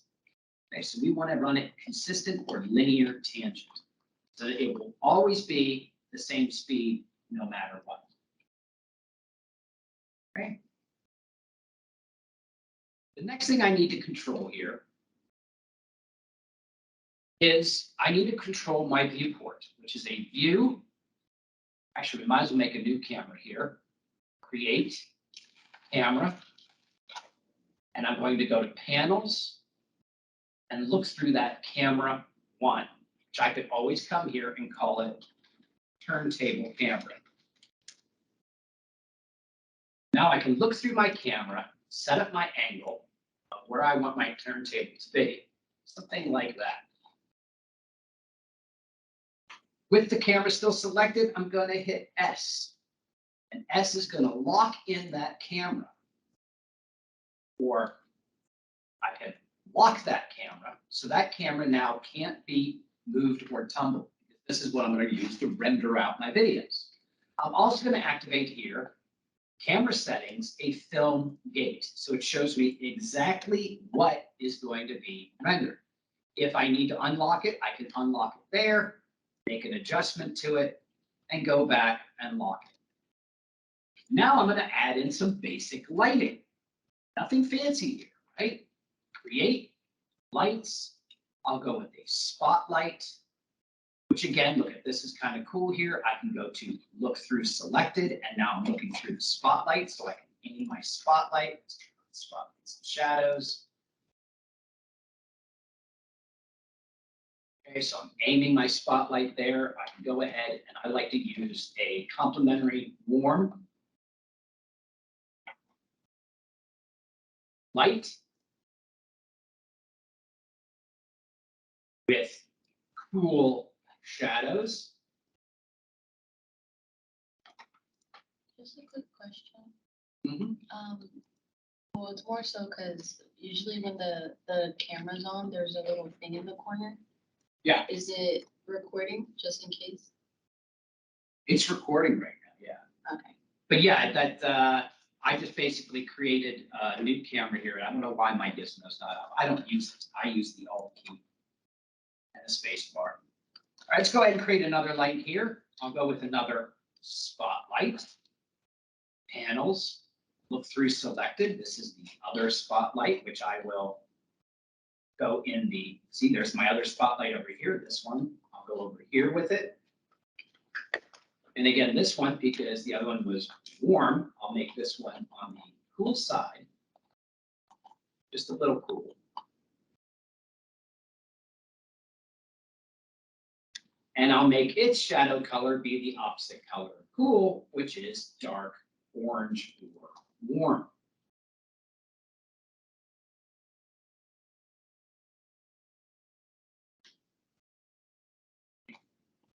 So cool light gives off warm shadow. Warm light gives off cool shadow. So now I've got my two lights in there. Sometimes it does help to put a third to get a 3-point light system. And that's usually on something like a little point light that I can literally just move back just to give me a little bit more light. I'll leave it be white, but on the shadow side, I will say does not cast shadows. So it's only there to provide a back rim light. Now I can go to my panels and go back to my turntable camera. And you see now I've got, right?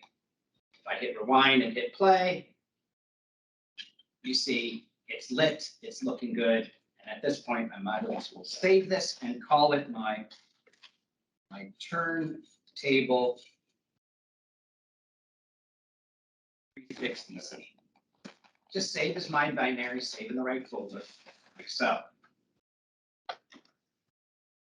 What else can we do while we're setting this up is I can set up my render settings. So if I want to actually render at a higher quality of either the untextured version or the shaded version or whatever, right?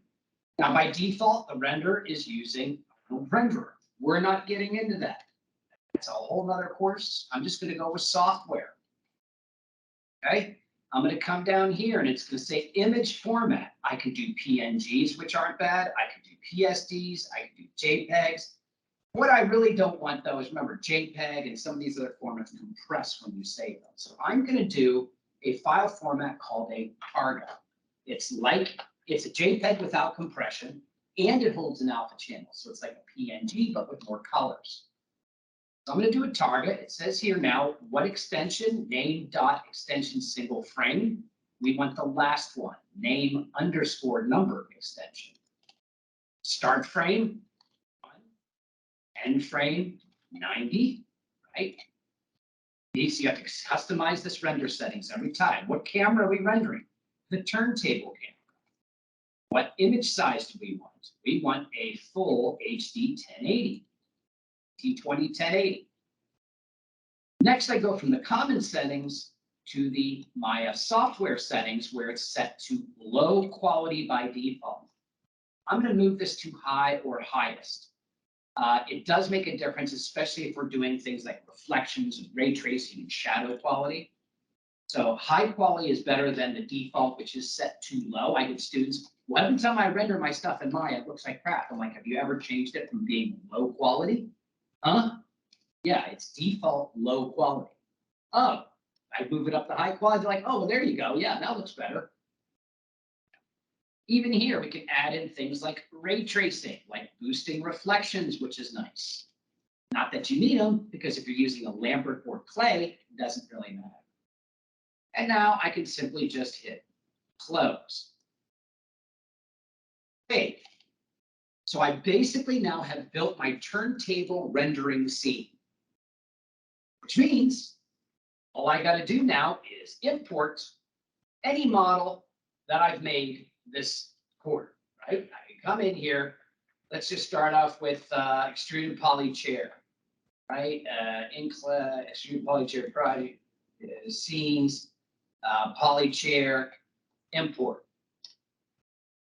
Now, be aware that that when we did that, we might have to scale that chair down. Put it on the turntable. And that might even require us to have to go into the center view here, or the top-down view, to center it, looks good. Now, how do we get it to follow the turntable? We select the chair. Actually, let's make sure it's textured. No, it's not. So it's just the clay version right now, which is fine. So I take my chair, I hold shift, I select the turntable, and I hit P for parent. I can test out the performance now, and it will rotate, stop, and start at the same exact spot. Again, I don't know why it stopped.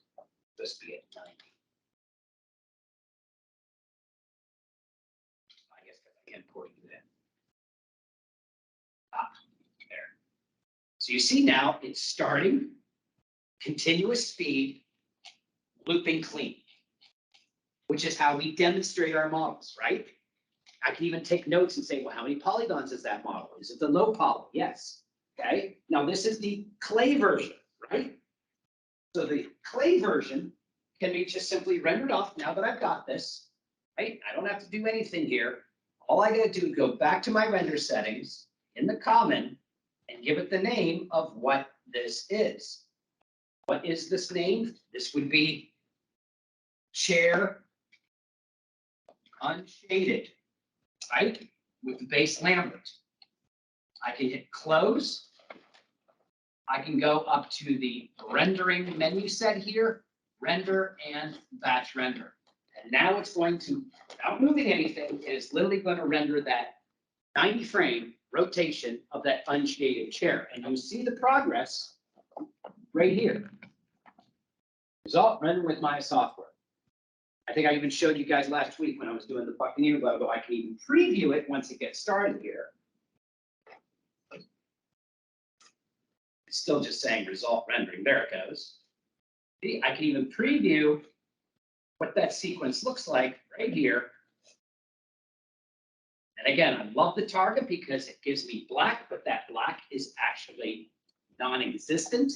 So which means I can put this in an After Effects file with a light gray background to really show off the detail. Because a lot of people, when they show off their models, they toss it on here.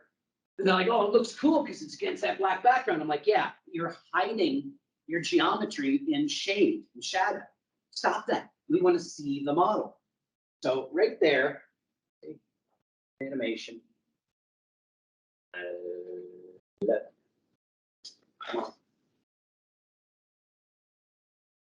This will be in the new file I just created.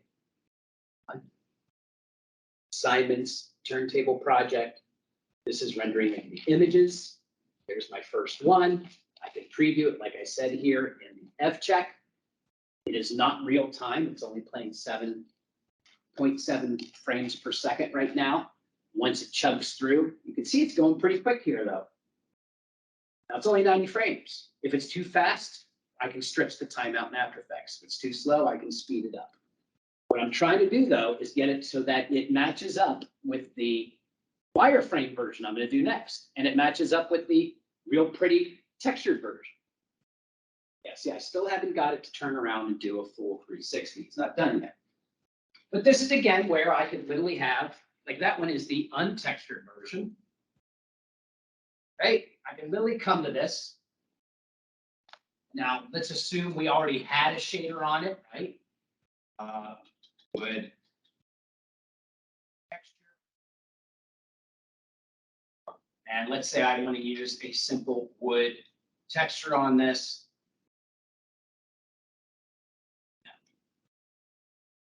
And I'm just going to do poor man's texture really quickly. Fine, let's just do that. Just to use it.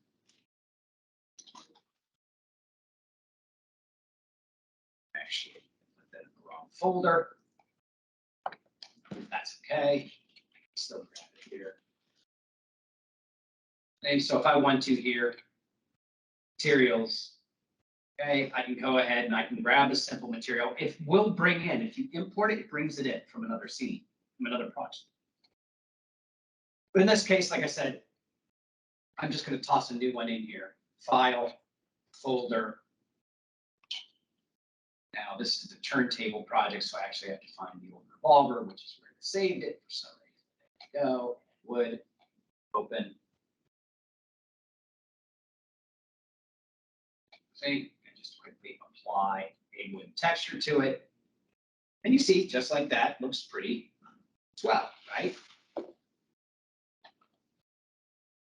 So now that I've done that, it's done rendering the first one. All I got to do now is go to my render options, and I'll call this chair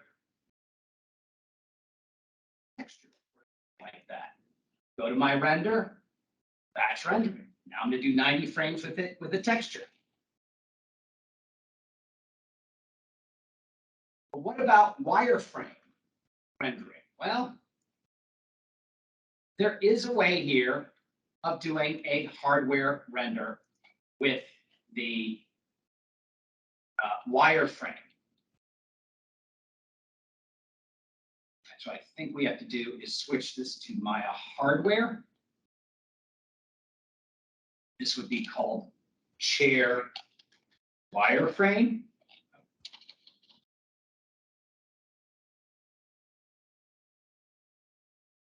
Okay. Same numbers, same information, but in the Maya hardware section here, this is where we go to. Okay, Chris, see, they used to let us do this in Mental Ray. They don't have it anymore. Under options. Shaded wire. See, render mode, wire. Say all. Don't want to X-ray the wireframe. Okay, so all I had to do here in the render options is render mode wire. And now when it renders, it'll render that, right? That version. Now, if I want to change that version from being blue, I can actually do that by coming here to the folder. Maybe I'll go with white wireframe. See? And now it stands out from the base, and you can see the wireframe. Right? So let's see, how far do I have to go? While I'm doing that, I might as well launch After Effects just to show you how we put those together. I know I got a minute.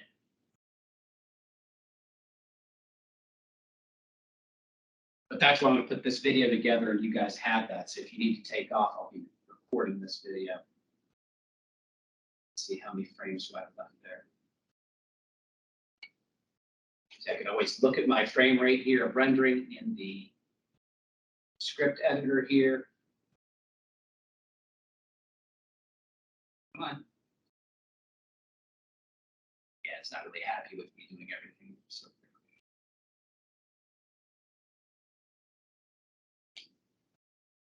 quickly. Oh. Things. Up there. Locked up on me now. Of course.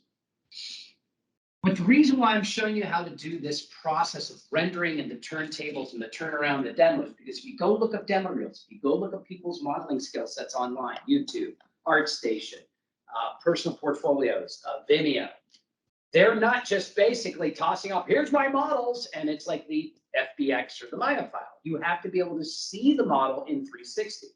And sometimes even a flat work, a single image like a PDF, doesn't quite do enough to show off the model. It works if you're really going for very beautiful shots or just, you know, process showing here was the sketch, here was the reference, here's the model. This is done.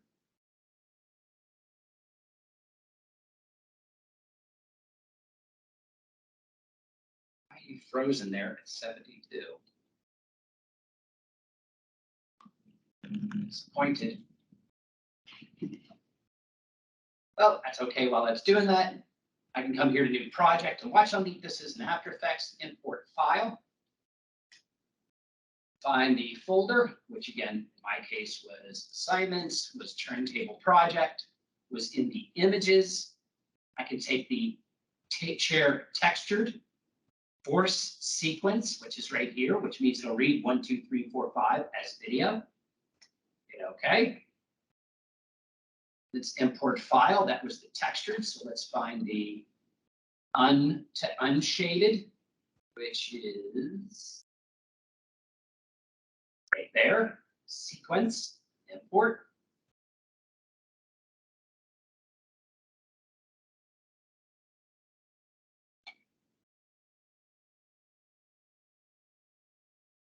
Frame did that stop at 90. Okay, it's finished. Why am I asking this?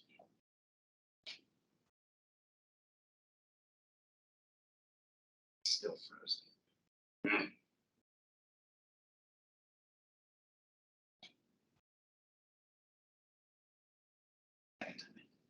I wanted to do the wireframe.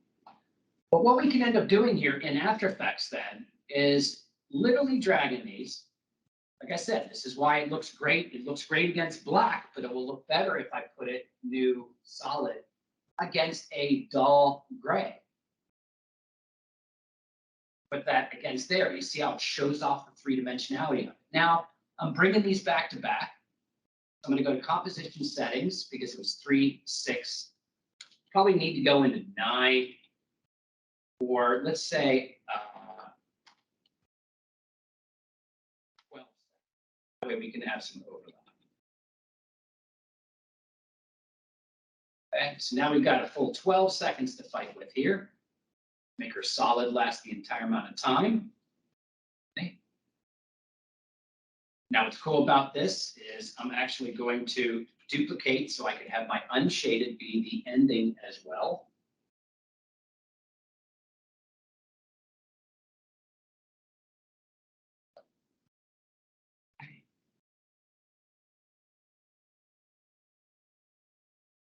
Let's take the textured version now. Lines up perfectly already. All I need to do here is actually put that underneath. So that now I can simply just have an opacity shift here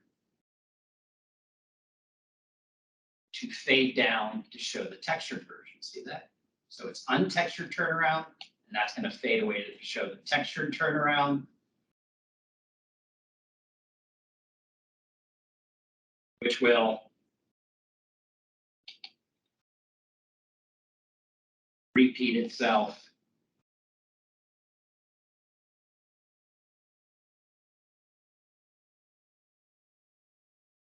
out here, to where it will then opacity key fade away to show the wireframe. Done. Yes, Maya. Are you ready? Oh,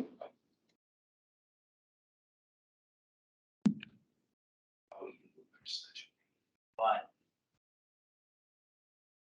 And of course, I didn't save this as the chair turntable. This has happened. Watch this. Let's see if this still works. It used to work with the old days. All right. I've got Maya open here.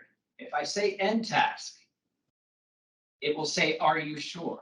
Used to do this. And then I would say no, and it would basically scare Maya into waking back up. Let's see if that works. Nope. It just got rid of Maya. All right.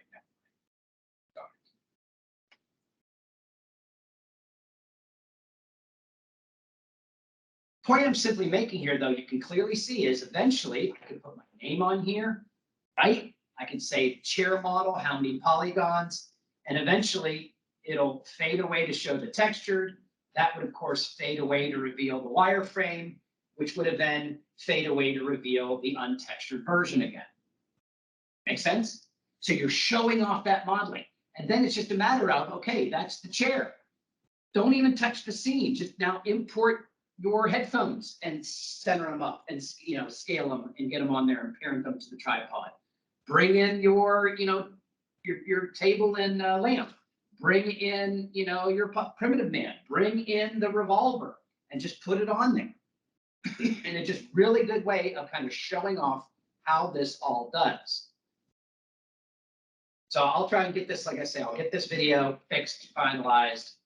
I've got to this point. And I'll try to get, like I say, maybe reset that whole, how do you build the turntable? Because that's something now, anytime, unfortunately, quit, but anytime I need to, I've got that turntable to throw a house in, a car in, you know, I can scale it to fit the turntable. I have the shaded, unshaded. You can even have like complex lighting, or I've actually, the coolest ones I've ever seen was a guy that was doing character modeling and in rigging. And so the turntable's sitting out there and it's got like some rocks on it, so it looks like it's spinning. And the characters walk out, they step up onto the turntable and they freeze. And they do a 360 turnaround. And then the turntable slows down, he gets off the turntable and walks off, and the next character comes in, you know, walks up on that turntable and freezes, you know. Had a T-Rex walk up screaming and just freeze and did a 360 turnaround and then walked off. So it's just a neat way to show off, kind of demonstrate your modeling process. And if you're not aware of how to render out of After Effects, hopefully you guys have had those courses. That's just one of these, you know, where you go on and then you export, send a media coder, and you can do it as an H.264. Or you could build turntables, turntable video, turntable video, turntable video, send each one of those comps in After Effects to Premiere Pro and stitch them all together. So you can even have your videos fade to show model after model after model. Cool. Like I said, I knew I wanted to get that in there. Frustrating matter, but we're going to be continuing with this next week, obviously. So, questions? Since we have 2 more weeks. Yeah. We will still be able to work on it. Yeah, next week is still working on the Revolver and, you know, fine tuning and everything. But this is going to also be because we have enough computers here that come even that last week or even next week, if you wish, get a turntable built and set up 2 or 3 computers back there, where all you need is the turntable file with your, you know, you can even bring in your imports and put them in layers and freeze them or hide them. And then you could just literally just say, hey, while we're sitting there working, that can render and fire off. You know, each computer can render off a bunch of those video clips that you can then stitch together.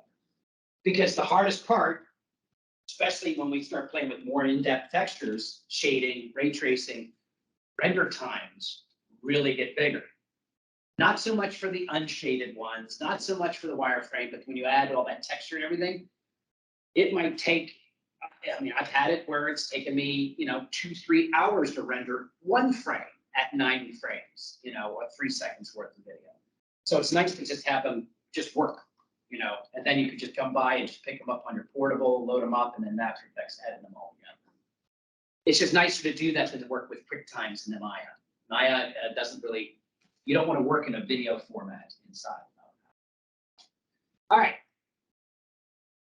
Anything else? Sorry I went late. Have a great week. Stop recording.